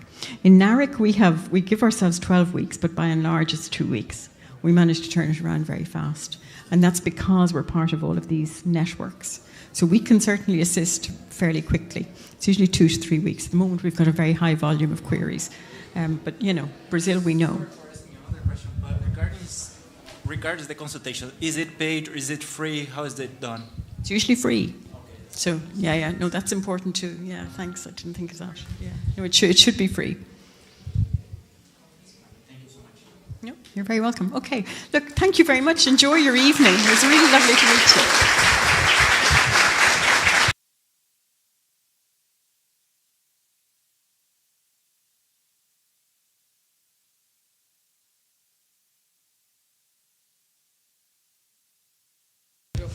Thank you so much again. It was amazing.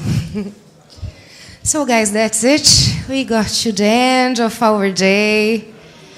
I'm going to invite now the founder of EO Engineer, Beatriz, come. Thank you. It's all yours. Thank you for the day. Thank you, Andrina, for the speech. First of all, I would like to invite everybody to come in. Guys, let's keep this room crowded again, please. I want to see all the faces, and I want a photo, so be inside. Come in, guys. Everybody. Thank you for all. I hope you had a good day. I hope you enjoy. For those who didn't got the message at the beginning, we have everything recorded, so all the speech will be on the YouTube channel. So you can watch again and get the details of the speakers as well to understand a little bit more. And during the time you guys are coming, I would like to invite my friend Jacqueline, because she's gonna introduce her project that she's organizing with Paula, a friend of us, and I want her to talk a little bit about it. Jacqueline Almeida, for those who doesn't know, especially for the women here, so she is a personal trainer and she helps women to learn about self-defense. So it's really important for us. And please, Jackie, tell them about your project. Hi guys, pleasure to meet you. My name is Jacqueline. I am Jiu-Jitsu and Lady Self-Defense Coach. Myself, Paula, and Mari Ribeiro, we are doing an event on the 18th of June to have a foundation for the African children. So you guys, not just ladies, but guys as well, are more than welcome to come over.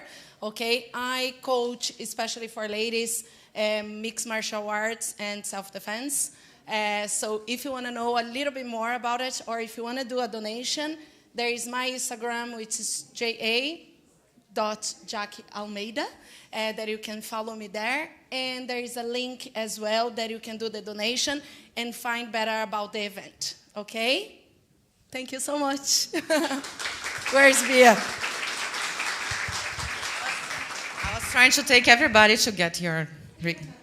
And... Cadê? Tem outra ficha, não, né? Mais ficha? Não, a gente falou tudo. Então, so it's just the end. I want to make sure is everybody in. So is everybody in? Yeah? Yeah? Thank you all again for believe on that. So for take your Sunday afternoon here, and I hope you all have a good day. Again, don't forget to scan the QR code and answer the survey. That's really, really, really, really, really important and necessary to keep the event going.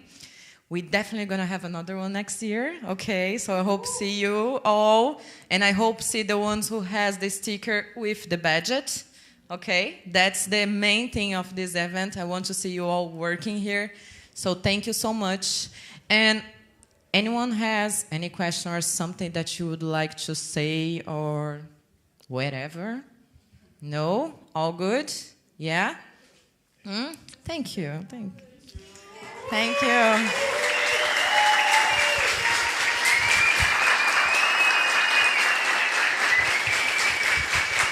I want a photo. Okay, I'm gonna cry now, guys. Stop it.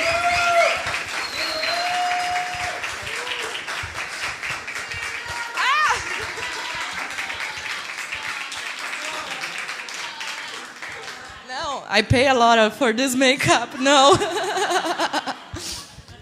It's the way to test if it's waterproof or not, right? No, thank you. I don't have words anymore. I don't have anything to say more. I already said thank you for everybody who is here helping the event. So again, thank you for the support, guys. Talkeando, Irlanda Talk Show, Daniel, everybody. Thank you for the support. It's really, really, really important. Sugarloaf, I hope you guys all ate there. Yes? They have more food, so they brought more. If you still want to eat something or get a sweet, you can go back there. They're still there. And I think that's it, right? We are all going to dices now? Is that? Thank you all. Thank you. I hope you had a good day. Thank you so much for coming.